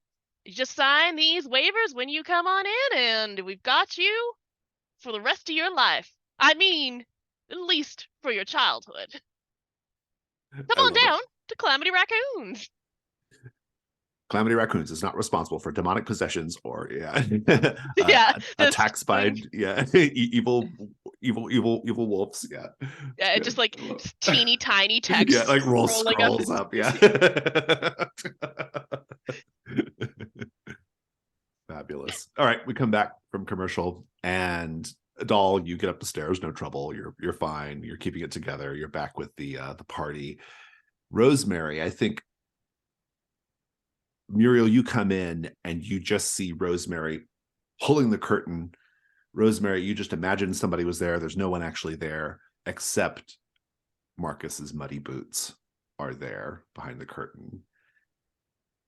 And no sign of Marcus, though. And so let's just have Muriel and Rosemary scene. Oh, Rosemary, is that you? Oh, what you doing with the curtains? Marcus, I think Marcus is the murderer. Why do you think Marcus is the murderer? Why? Because, he knows every little secret in this goddamn house. This house has secrets? Yes, it has lots of secrets. Okay. I'm not sure how he will take these sorts of secrets. Okay. They're a little bit weird. Okay. Is that the swing from the Wizard of Oz? Yes, but it's not used in the way that you think it is. Why does it have leather straps? In certain circles, adults like to do very fun things. Rosemary, I'm not a prude. I can tell that there's something a bit indulgent about all this, but I'm not here to question their sex life. The power's off, and the monster mash. The monster mash. Power's back on. Oh, power's back on. I can give Isaiah his flashlight back. Are you just gonna steal it from him? Just keep it in your pocket now? Are there any interesting keychains on this? I actually like the idea. If you want to steal it, you can put Isaiah Langmore's keys in your cozy little place. I'll absolutely do that. Yeah, but okay. I think when the power comes back on, you hear Isaiah in the bathtub. He kind of calls out, "My prayers to the sea have been answered." Let's go downstairs before he comes out of the shower. Okay. I don't want to be here when he has to talk to us. Mm-hmm. We should go find Doll. What? I thought you were looking downstairs and that I would be covering up here. Have you seen the movie Clue? The cinematic masterpiece starring Tim Curry. I have. Yeah. Okay, this house has secret passages in it where Marcus knows about them. He also took off his boots, so he has no shoes currently. Okay, well then I mean, I assume that if we see Marcus, he won't have shoes on. Well, tell you what, there's a secret passage that took you up here. Mhm. Then can we take it back down so we don't have to go by Isaiah? Sure. All right. All right. It's through like this bookcase. Oh, I love it. fancy. Very nice. You're going back down to the Tinseltown room, and meanwhile, Doll, there's a ding dong at the front door, right as you're coming up from the stairs from the screening room. Is there a peephole? No. Ding dong, ding dong. Okay, I'm gonna open the door. Seems rude to let them stand out there during Trick or treat. It's a group of trick-or-treaters at the front door. There's a Spider-Man, a pink Power Ranger, and a Happy Jack the Lumberjack. Oh, these are adorable little costumes you've got here, kids. Trick or treat. Is there a bowl of treats nearby? No. Oh no. I'm gonna reach into my purse and pull out like, what would an old lady have in her purse? I'm gonna pull out a little sandwich baggie of prunes and put a prune in each of their. I think the pink Power Ranger's like, ew, what's this? Prunes, they're good for you. It's not even in a wrapper. My mommy says I can't take any candy that's not in a wrapper. And Spider-Man Well, says, yeah, I could have a razor blade in it. Well, I'm not gonna. Do you know how expensive razor blades are, children? The Happy Jack kid says, if we were back in my forest, I'd show you what to do with those prunes. Well, if we were back in my day, kids would have some manners and say thank you to their elders when given a delicious prune. The pink Power Ranger says, this is not a treat. You're going to get a trick. Spider-Man says, those are the rules. He puts his foot in the door. Those are the rules. No treat, you get a trick. And Happy Jack says, and you won't like the trick at all. Oh, okay, children, let's see your trick. I think that the other two kids are really shocked when the Happy Jack kid pulls out like a hunting knife.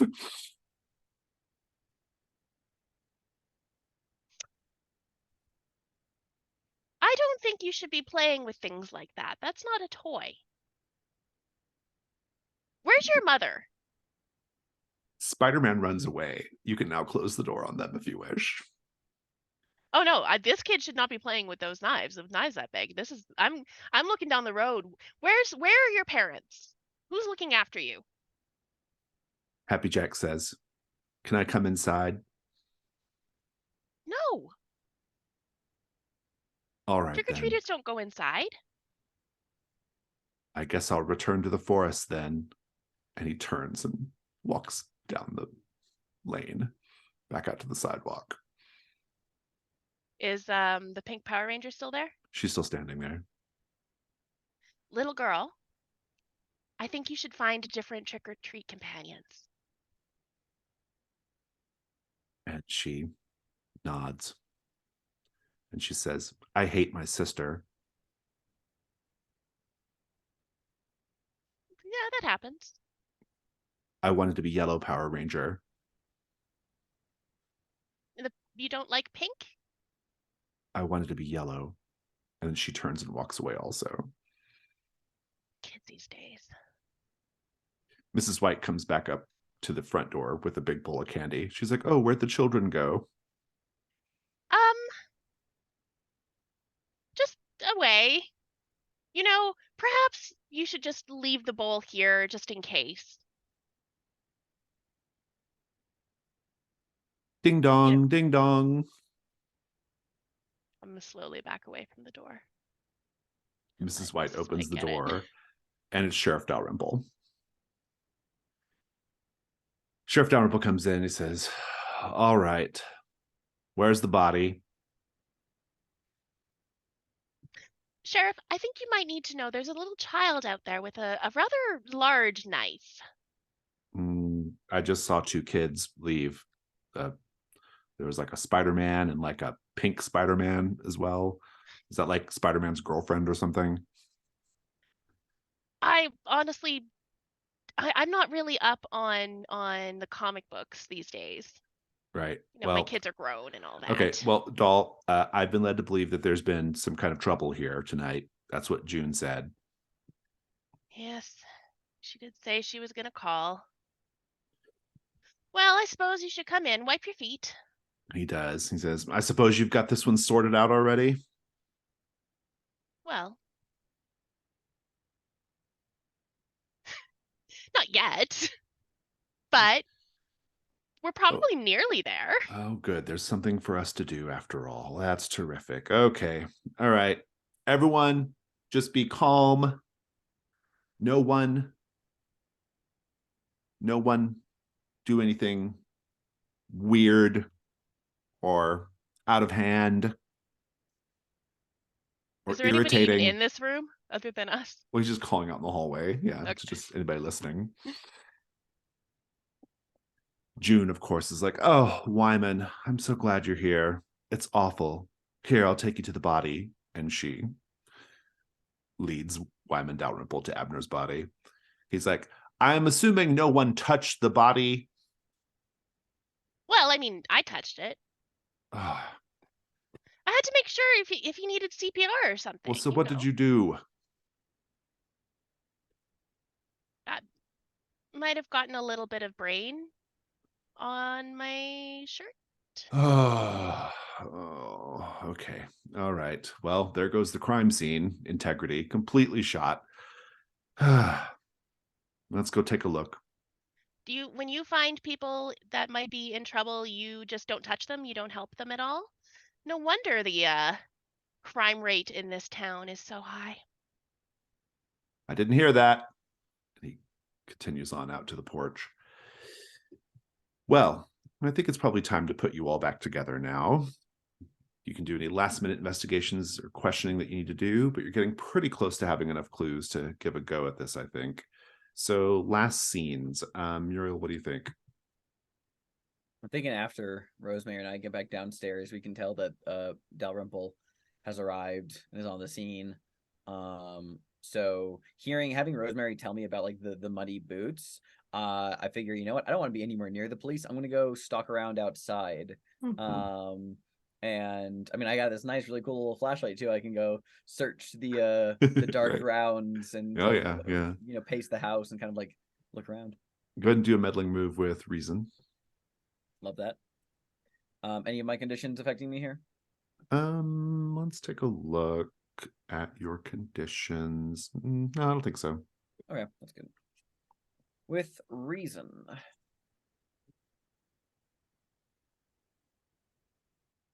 8. Okay. And let's go over to Rosemary. Rosemary, what are you going to do for the last bit here? Like, I think with all that's happened tonight, and especially with Dalrymple here, like, I think Rosemary is flabbergasted, and I would like to try to do a cozy move with Doll. Oh, okay, that feels like a good end scene then. Yeah, what's the activity? Well, because I've taken the Ma Precious Ramatsue move, I have a couple of more cozy activities. I've added 2, so I had bingo to start with. Okay, I've good. added knitting and listening to the police radio as that is dedicated to my aunt Wendy in real life, who likes to knit and listen to the police radio at the same I time. love it. That's great. So yeah, we could I could probably pop out some knitting, Mm-hmm. or we could take out the whatever I listen to the police radio on. Do both. Why not? Yeah. See if we can find out what Dalrymple's up to. Or like what the beach You just cop hear is up to. You just squawk, squawk. Yeah, someone they put their fingers in his head. Squawk. Accidentally. Like Oh, I have a serious question as like we're listening to this police radio. Does everybody have a crush on Sheriff Dalrymple? Crush? Yeah, like I romantic feelings for Dalrymple. I don't know of anybody that does. Do you? Okay, you haven't heard it from me, but I'm almost 100% sure that June Willoughby may be secretly dating Sheriff Dalrymple. Oh, that would be very scandalous. It would, but you didn't hear it from me. And I can't imagine I would tell anyone. Why? What makes you think this, may I ask? Well, as you know, Sheriff Dalrymple, like, no one really refers to him by his first name whatsoever. However, it's only June Willoughby that actually refers to him as Wyman. I see. Well, I mean, that might explain why he's not very good at his job, Mhm. because he's too busy having scandalous relationships. Yeah, and June Willoughby herself said that Sheriff Dalrymple is a little bit girl crazy. So, Wow, I never really thought of Sheriff Dalrymple as being particularly promiscuous. This is very interesting. I, maybe we should tell a few people, mhm. just in case, just so that people are aware that Sheriff Dalrymple might be distracted during his work, and just so that if it's not true. Well, I mean, if it wasn't true, you wouldn't think that. So, I No. suppose, yeah. I think Doll just wants this to get out so that there's a little layer of protection. So if anybody, for Mhm. example, Elena Visage says, "Hey, I caught these two kissing," um, they'll be like, "Well, the rumor is actually that June Willoughby and Dalrymple are a thing, so we couldn't have been kissing. That's weird." I think you can go ahead and clear unflappable doll, since I think this is showing that you are indeed I'm flapped. flapped. Yeah.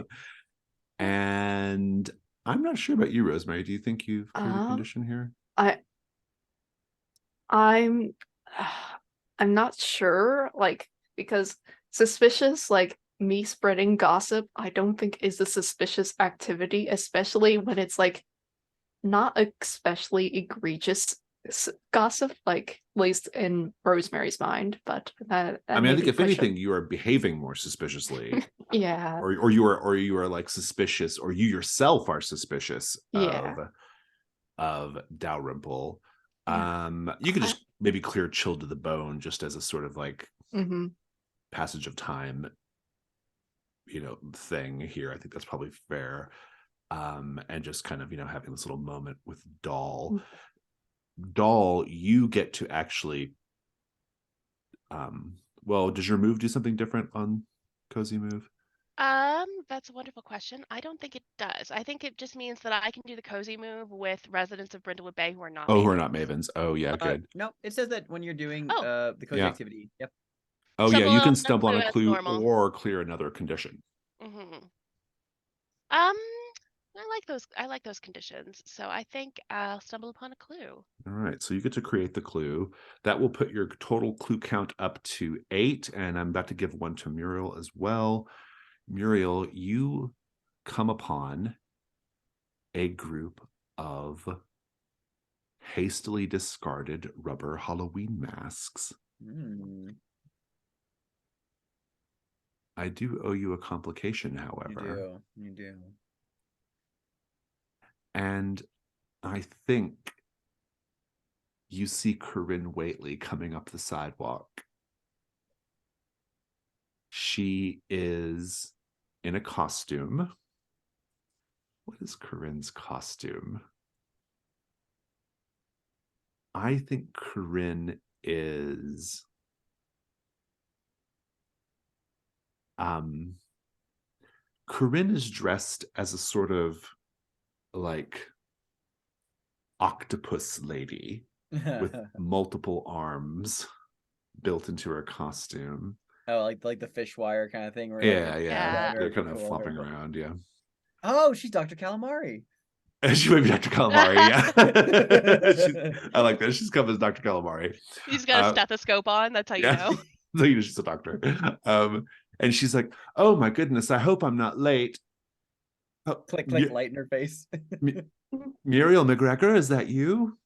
Corinne Waitley. Are you here to tell me off again, Muriel? Chase me away? Well, the night's still young, but not presently at the moment. Well, I didn't know you were going to be here. I didn't know you were going to be here. Well, I received an invitation from Mr. Vidal. I was actually hoping to get a chance to speak to him about perhaps sponsoring some of our local initiatives here at the Ninth Step. I guess I'll just go inside. It was, of course, lovely to see you again, Ms. McGregor. Corinne, just so you're aware, before you go in there, I point at the police cruiser. I assume it's She's like, parked. "Oh, not again." Aye, again, and Abner as well. Oh, what is it about this town? It's What like there's indeed. It's like there's some sort of strange energy here. Some sort of like there's something in the water, in the briny deep of Brindlewood Bay. Have you met Isaiah Langmore, the harbour master? Isaiah walks up right behind her. "Oh, we've met, Miss McGregor. Ms. Waitley and I know each other very well indeed. Don't we, Ms. Waitley?" And Corinne says, "Isaiah, I didn't know you were invited to a party like this. Doesn't really seem like you're seen." He wasn't. He says, "I'm wearing a costume, aren't I?" Corinne's like, "Are you?" You are? Corinne says, "Well, I guess I'll just find another way to occupy my evening." Isaiah, I think you mean another way to occupy your evening? she's like, "This is a squid."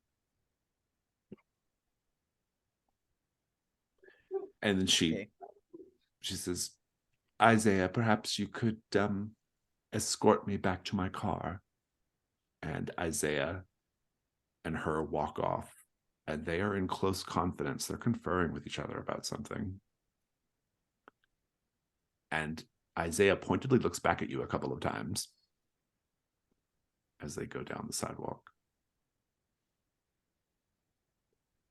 Don't like that one bit. Gonna go back inside. You have at this point 9 clues, which I think is plenty for About to have 10. No, about to have theorizing. 9. Yeah. I got my clue that I can say. So I'm just going to quickly put my clue in so that we can pop it in there and then start thinking about our Okay, theorized yeah. What is the clue that you stumble on? I think while we're chatting, having this conversation and listening to the police radio, we glance over it on a little like side table, and there is a fresh bouquet of flowers that have been delivered earlier. The card on it says very cryptically, "For your funeral." Very good. I love it. Okay. Let's take a 10-minute break so you all can think about your theories, and we'll come back and do theorize. So we're back. The Mavens are together, back in the house. We're getting ready to do theorize. Let's talk about our clues. You have 9 clues so far. Mrs. White is affectionate towards Coco, who herself was seemingly very dependent on Abner. So yeah, there's a reel of film featuring a debauched Hollywood party. Elena was in the party, and the reel of film was found kind of dropped somewhere near the body. There is the vampire cloak, or possibly a Phantom of the Opera cloak, identical to the one being worn by Elena and Sam Turlington that was found outside. A stack of rejected movie scripts, Devil Women from Planet X versus Zombie High School, Barracuda 12, Cudas in the Hood, and Vampire Toga Party 3, Magnus Comes Loudly. There is a secret passage that Marcus Greaves knows about and connects the Tinseltown room and the master bedroom. Sam and Marcus were having an argument about money. There is a shattered Britty Award, a fresh bouquet of flowers with a card for your funeral, and hastily discarded Halloween masks. If you were to look through those masks as a little Easter egg, you would find that one of them is Happy Jack the Lumberjack.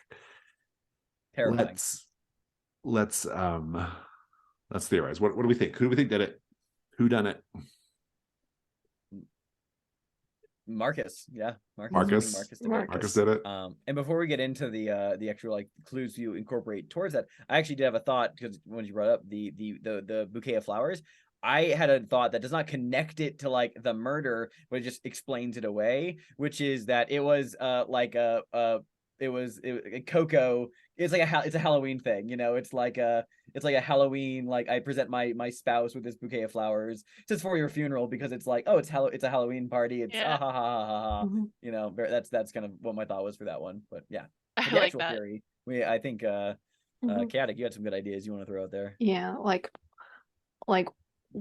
Marcus is a very traditional guy. Like he's like very no nonsense, very business minded, and like he disapproved like of Abner's like just style like going forward, like because Abner is getting out of like creature features and he's doing more experimental stuff. And like we said like off mic that we believe that Abner is actually trying to get into pornography with like this softcore like sort of stuff with like the movie scripts of like Devil Woman for Planet X versus Zombie High School, and like Magnus comes loudly. loudly. Yeah. Right. Yeah. So he's trying to go to a more like blue movie sort of situation. Yeah. Mm-hmm.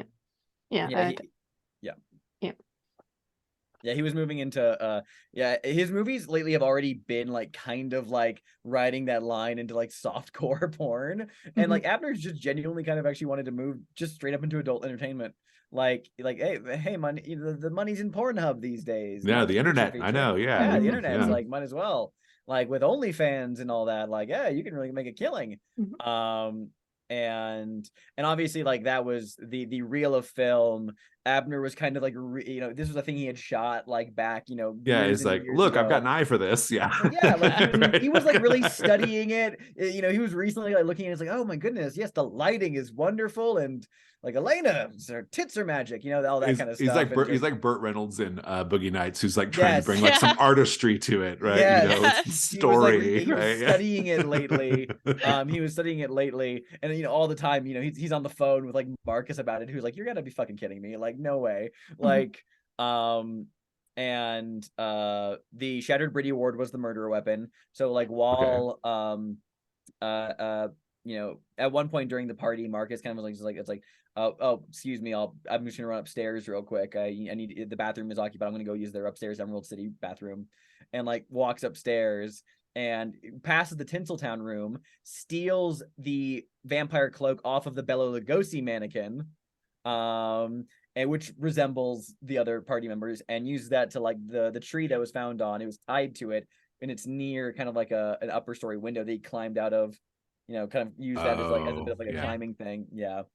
Gets down there, clubs Abner over the head with the Britty Award. It shatters. He picks up the pieces, quickly climbs back upstairs, deposits the shattered bits into the room Muriel found them in, and then casually just walks back down to the party, saying, back from the bathroom he was going to. Yeah.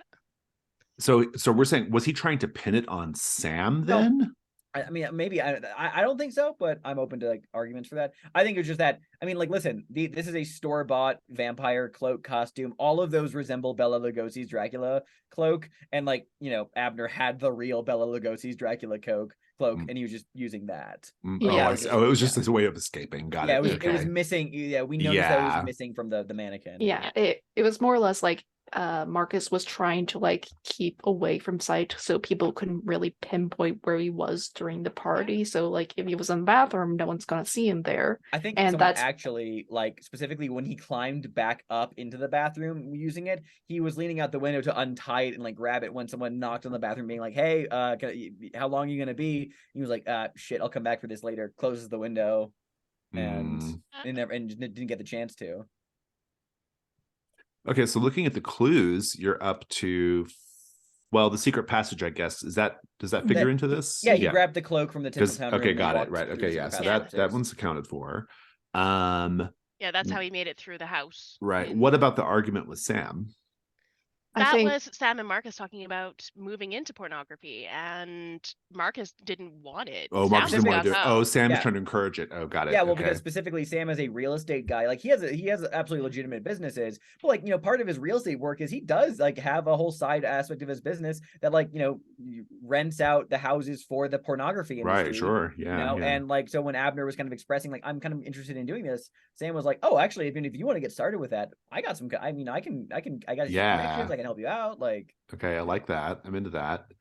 Yeah, he's just a hustler, you know. yeah. What about the Mrs. White Cocoa angle, the bouquet of flowers and the Halloween masks?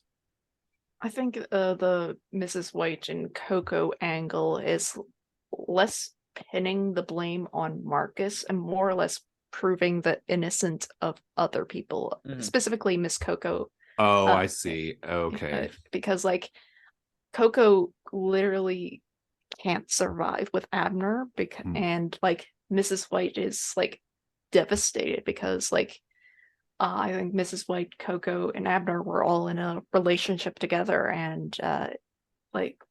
Well, and she was probably more like just devastated for Coco, right? Yeah, like I think that's probably like the key thing there. Okay, so we're explaining that one away by saying it's mostly just a way of like verifying the innocence of them. Okay.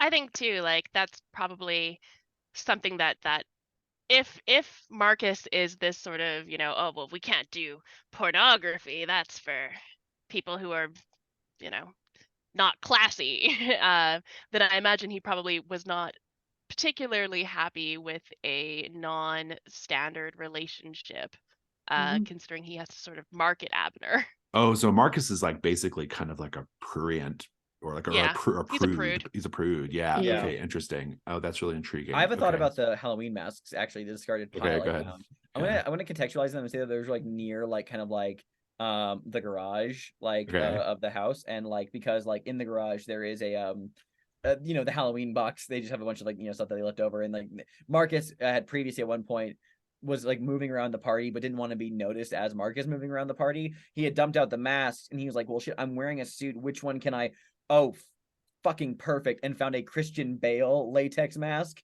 that he wore, and it was like, oh, I'm Patrick Bateman walking around in my suit, you know, oh, I had this kitchen knife that I found, walk around, and then like quickly just like, you know, discarded it after he'd like done the purpose with it, but he'd use it at one point to move discreetly around without people. Oh, so he wasn't always out of costume. Oh, yeah. He was at one point he was supposed to be Patrick Bateman. Oh, that's interesting. Yeah. Okay.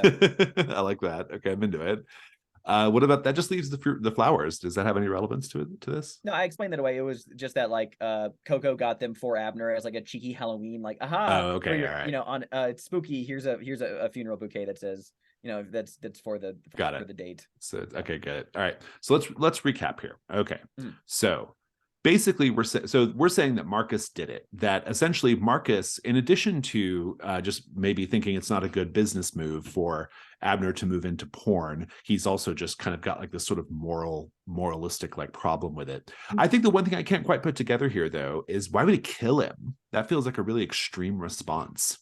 Because Marcus is in charge of like Abner's money, like because Abner, for all intents and purposes, is terrible with like organization and money purposes. So like the only reason like Abner is like in this house at all is because of Marcus. Marcus is in charge of all his finances. However, do we want to say Marcus gained from Abner's death? Like yeah. He gets the whole organization. I think the reason it comes down to murder is actually because like, yeah, that's the thing that like he manages his finances. we can actually contextualize the Sam argument a bit more. And, Sam being like, talking like genuinely, it was originally a conversation like, yeah, I think it's great that like Abner wants to do this. And that's when like Mark was like freaking out, like, I'm sorry, he's not going to do this. That's not a thing he's going to do. I'm not going to fund that. And Sam was like, well, actually, you don't need to fund it, because revealed that like, oh, through my company, I've actually been like, he's funding something else as well. And like, I got some like things that, that decided as well. And then that started the argument. Oh, it's so Marcus can take control of his money entirely. Yeah, that's interesting. He realized okay. like, oh, he's already trying to cut me out of the picture for this. Nope. Before we can officialize that, nope. Yeah, I like that. I love it. That's great. Okay, so that's great. All right, so then several of the clues just point to what Abner's plans were, particularly the scripts and the reel of film. We know a couple of the clues, the vampire cloak and the passage and the Briddy Award, all speak to Marcus's ability to commit the murder. The argument feels like a really key part of this. The argument between Sam and Marcus feels like a really key part of this whole thing. And yeah, I mean, to me, the clincher is just that Marcus knew about the secret passage and had all the capability of doing all of these steps, right? That feels like the really like significant thing here to me. And also his discarded Halloween mask, I think probably also like speaks to like his capability. His capability of doing actually, murder. You know what? I want to actually add one extra layer to the bouquet, because I just thought of actually, Coco had gotten it. It wasn't the Go joke. It originally said "for your fun." It was delivered earlier today, and it was kind of like this weird like a sexual thing that they've been recently experimenting with. Like they were planning to use like the bouquets later, and like Marcus, earlier in the day, after this had been delivered, he had already kind of like the argument had already happened, and he was already like thinking about it. And then he decided, he kind of like squinted, took out the pen from his pocket, and just penned in ERAL at the end of fun, and wrote "for your funeral" as like a little spiteful, like. Yeah. I would also. I think Marcus had been drinking while he was bartending. Right. Yeah. I think the choice of of the murder weapon is really interesting too. Like the Briddy Award as the murder weapon, because it kind of like if we could say like whose Briddy Award it was and what the award was for, it might speak to why he chose that as the murder weapon. He clearly has like a certain flair. That's the one movie that won an award that Abner did, and Marcus himself wasn't on that one. He didn't have a producer credit on it. Oh, that's good. Yeah, he didn't have. Yeah, he wasn't like. Oh, that's interesting. So it was a whole thing of like you're letting your success go to your head, like clank. Yeah. Oh yeah, that's good. Okay, I love it. Okay, great.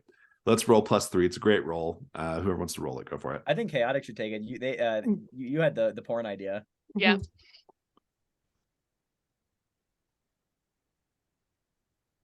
That's a 6. No, our theory's wrong. Your theory is wrong. And I will make a reaction. We're gonna end this on a cliffhanger. Oh my god. Oh no. You're just getting ready to reveal the killer to Sheriff Dalrymple. In fact, you're getting ready to confront Marcus Greaves in the Tinseltown room when you find Marcus Greaves strung up like one of the statues, very similar to how Desmond Billingsley was killed, like the Scarecrow. He's even wearing a Wizard of Oz Scarecrow costume, bloody and dead. And there goes your theory out the window. Let's go to the end of session. Did the Mavens solve a mystery? No, you did not. However, did you secretly undermine the authority of a local official, Rosemary? I think just in generally my attitude towards Sheriff Dalrymple was spreading rumors about him. I'll take it. Did you behave like a woman half your age? I smashed a alcohol bottle to get everybody's attention. I like that. Yeah, that's fun. Doll, you did dote on someone. I'll give you that one. Did you behave like a woman half your age? Oh yeah, I think making out with June. Making out in the movie theater. That's a very teenage thing to do, right? Yeah. Making out with someone a quarter of your age. Muriel, did you share your wisdom with a young person? I don't think I did. Did you show someone that you've still got it? I don't think I did. Oh no. I mean, like the closest. I mean, a lot of Muriel was like investigated. The closest. I don't think like just getting in Isaiah's face was still got it, because he kept coming to vex me. So I Yeah, still yeah, didn't have he it. did. Yeah, Like, yeah. oh, Well, that was okay, quite a right? session. Yeah. Let's go to stars and wishes. The mystery is not solved yet. Oh. Stars and wishes. Whoever wants to go first, take it away. I think this is probably the first time that in a mystery we're going with the failure. Like, Mhm. I don't know who else could have done it. Like, it's I'm just very excited for next session. Mhm. I mean, I'm going to give some stars for sure right now. First of all, star to Jason for the very creepy narration of these particular void clues and overall the presentation of this mystery. This has been the first one that has felt like actually like really intense for our Mavens. Like this one's actually been like very like scary in many different ways, and like almost like the walls are closing in. So that felt really cool. Definitely star to Amanda. I love the interactions with June Willoughby. Like these two, I'm gunning for them as a for their tour d'affaire. I especially just love how you rolled with the blood and ick, but it was specifically the tree sap that icked you out. That was great. And then bridging between you and Chaotic, I loved your cozy move scene together. That was very cool. And I was super happy to see the Sherlock Holmes thing used. Actually, when I saw this move on the page before, I was just like, I want to know what this looks like in play and how that can be like Great use of that move. It's yeah. really solid use of that. And even though it doesn't give you a clue, it's like, oh, that provided context for future theorizing, even if it doesn't count. That was really cool. My wish is, first of all, I can't wait to see everyone's cozy vignettes for the two people who marked the shadow in the garden. And also, I'm really, I know we can all take crowns to bump it up. I don't want to. I personally am like, I've never had a Brindlewood Bay theory be wrong before, so I very much want to experience that for the first time. I also gotta give a star for Jason trying to kill my Maven so much during the session. Like, I roll like in like any in meddling moves this session? I'm not sure. I don't think so. Like all I was trying not to die. Purely avoid dying. Yeah. I was literally following in the steps of the killer, and like that just seemed very appropriate for me, where everybody else was like, oh yes, we're getting things done, we're investigating, we're staying safe, and I'm like, I'm in danger the entire time. So that was really fun. I really like the cozy move with Doll, especially since, like, mechanically speaking, Rosemary is right 99% of the time. But how we're getting this so wrong is just like, it's a very fun bit of irony for me. Star for me. I really love the tone of this. Like Alex said, it was. I mean, it felt like a horror movie. Like it really had like horror movie vibes, which I think is appropriate for the Halloween mystery. But it also had like lots of humor too. It was a really good mix of like funny and scary, and so I really, really enjoyed it. In particular, I really love the interactions between Muriel and Isaiah Langmore. That was great fun. June and Doll was really great fun. I loved that whole sequence in the movie theater was terrific. Like it was just so like, and Elena, like all of it in the movies, that it was just so weird and Lynchian, but also like kind of just pervy and weird. Like it was great. And yeah, and I'm glad that like, a star to Chaotic for like kind of rolling with me, like really putting a lot of pressure on Rosemary this session. I was like really like kind of gunning for Rosemary, and but it's because Rosemary was pushing into places, right? Like I mean, going up secret passages and all that kind of stuff, right? Yeah, so. like I'll, since like I'm not sure if this is going to be revealed later because we're getting a second murder. I think I'll hint. When you said Corinne showed up in an octopus costume, my heart dropped because that's partly related to my second costume. Don't you hate it when you show up and you're both wearing a Dr. Calamari costume? No, that's great. I also really I said it already, but star for that use of the Sherlock Holmes move. That was really terrific because it was like a 1-2 punch. Like you got the okay, what's about to happen here? So you knew there was a secret passage, and then you used Sherlock Holmes to declare that he had mud in his boots, which is like the way you find the secret passage is really, really clever. And I love that. And yeah, just overall a really great time. Just super fun. I really like for myself. I really enjoyed playing those trick or treaters. They were so fucking weird, and I was just really Oh my feeling God. it. Terrifying. Yeah. Second you said Happy Jack, I'm like, well, that's scary. Yeah, That's- the creepy ass trick or treaters were fun, and I'm really a star as well. I was really happy with. I was able to come up with that Marcus hung up like Desmond, but as Scarecrow, which is a touchstone to Wizard of Oz, which has kind of been a thing. So yeah, that was all very fun. Like just if that. I will let everyone know right now that if Rosemary had been under attack by some shadowy assailant and Muriel walked in that, I was fully gonna finally make use of my hammer throw thing to like grab a taxidermy, like not taxidermy, like a stuffed Toto and like a flying monkey. just throw it at the assailant and just knock them out the window. Yeah, no, I also just want once more just echo again. The Isaiah Langmore stuff was fucking hilarious. Yeah. Like, God. I will never clear this condition because I want him to keep. He's great. I love it. I love playing him. I'm really having a lot of fun with him. He's very, very fun to play in my as I've sort of been developing him. I really appreciate. I'm also really excited, by the way. I guess this is an extension of one of my wishes, but I'm excited that we did not solve this mystery. And when we have Wes back, Alice will be contributing to our wrong theory. Like we have to find something new to take this, this in. So yeah. Amanda, you want to do stars and wishes? Yeah, I have, I mean, a lot of the same stars that everybody else had, but some particular moments. I really did like, I liked the listening to the police radio, cozy move, coming up with gossip about Dalrymple that I'm gonna spread so that I can keep my secret girlfriend's reputation intact. It was just a fun little moment. I really liked how dangerous everything felt in this session. It felt like we were taking risks, and we were still having lots of laughs and stuff, but the danger was really there, and I thought that was great. Muriel and Isaiah is like my favorite. I want to watch the like buddy cop thing of them, the spin-off, because it'd just be so funny.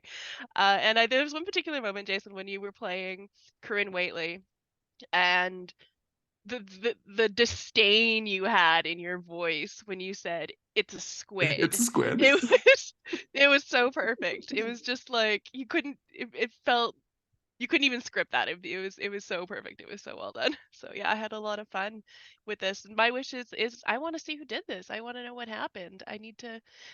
We have to find all new clues, right? You have to you just have to find it's actually really not defined in the rules. I'm going to say you have to find at least one more clue and then you can try again. So yeah, that's how it's normally handled. Yeah, it might be in the new book how to handle it, but I don't remember what I decided. So there's some way of handling it. Maybe I'll look it up before next week. Any other stars or wishes? Definitely like this felt like we were in like 3 different like horror movies at once. Like you had like sort of like the traditional slasher, vibes. You have like sort of like this ominous like ooh, like there's this supernatural stuff going on, and then you have like, oh yeah, we're hunting like sort of like a Jigsaw type of character like going through the house. Well, and also like a kind of Blue Velvet David Lynch vibe down in the Yeah. movie theater, right? I mean, like that was also very, very present. So yeah. Halloween 3 when the kids came to the door. Yeah, and all the I was horror waiting movies. for them to like turn into snakes and worms. Or what if I had said the trick-or-treaters were wearing the witch I would have pumpkin laughed and skeleton so hard. mask? Yeah. I would be like, no, and the doll closes the door. Just We can say that no. we can say that those are in the discarded Halloween. They're the masks. discarded Halloween Yeah. masks. Yeah. Before we go, a scene somewhere dark, a basement, perhaps. It's very poorly lit, but there is someone in the room tied to a chair. Their hands tied behind the chair, their mouth gagged. We can't tell who it is. But we see Corinne Waitley and Isaiah Langmore coming down the stairs. Isaiah says, yeah, I sent her a text message pretending to be her dead husband, if you can imagine that. That's how I was able to lure her out. And Corinne smiles and she comes down to the bottom of the stairs in her Dr. Calamari outfit. And she says, oh, Alice, it looks like you get to be my guest for a change. I want to tell you a story about the midwives of the fragrant void. I will see you all next week. Goodbye.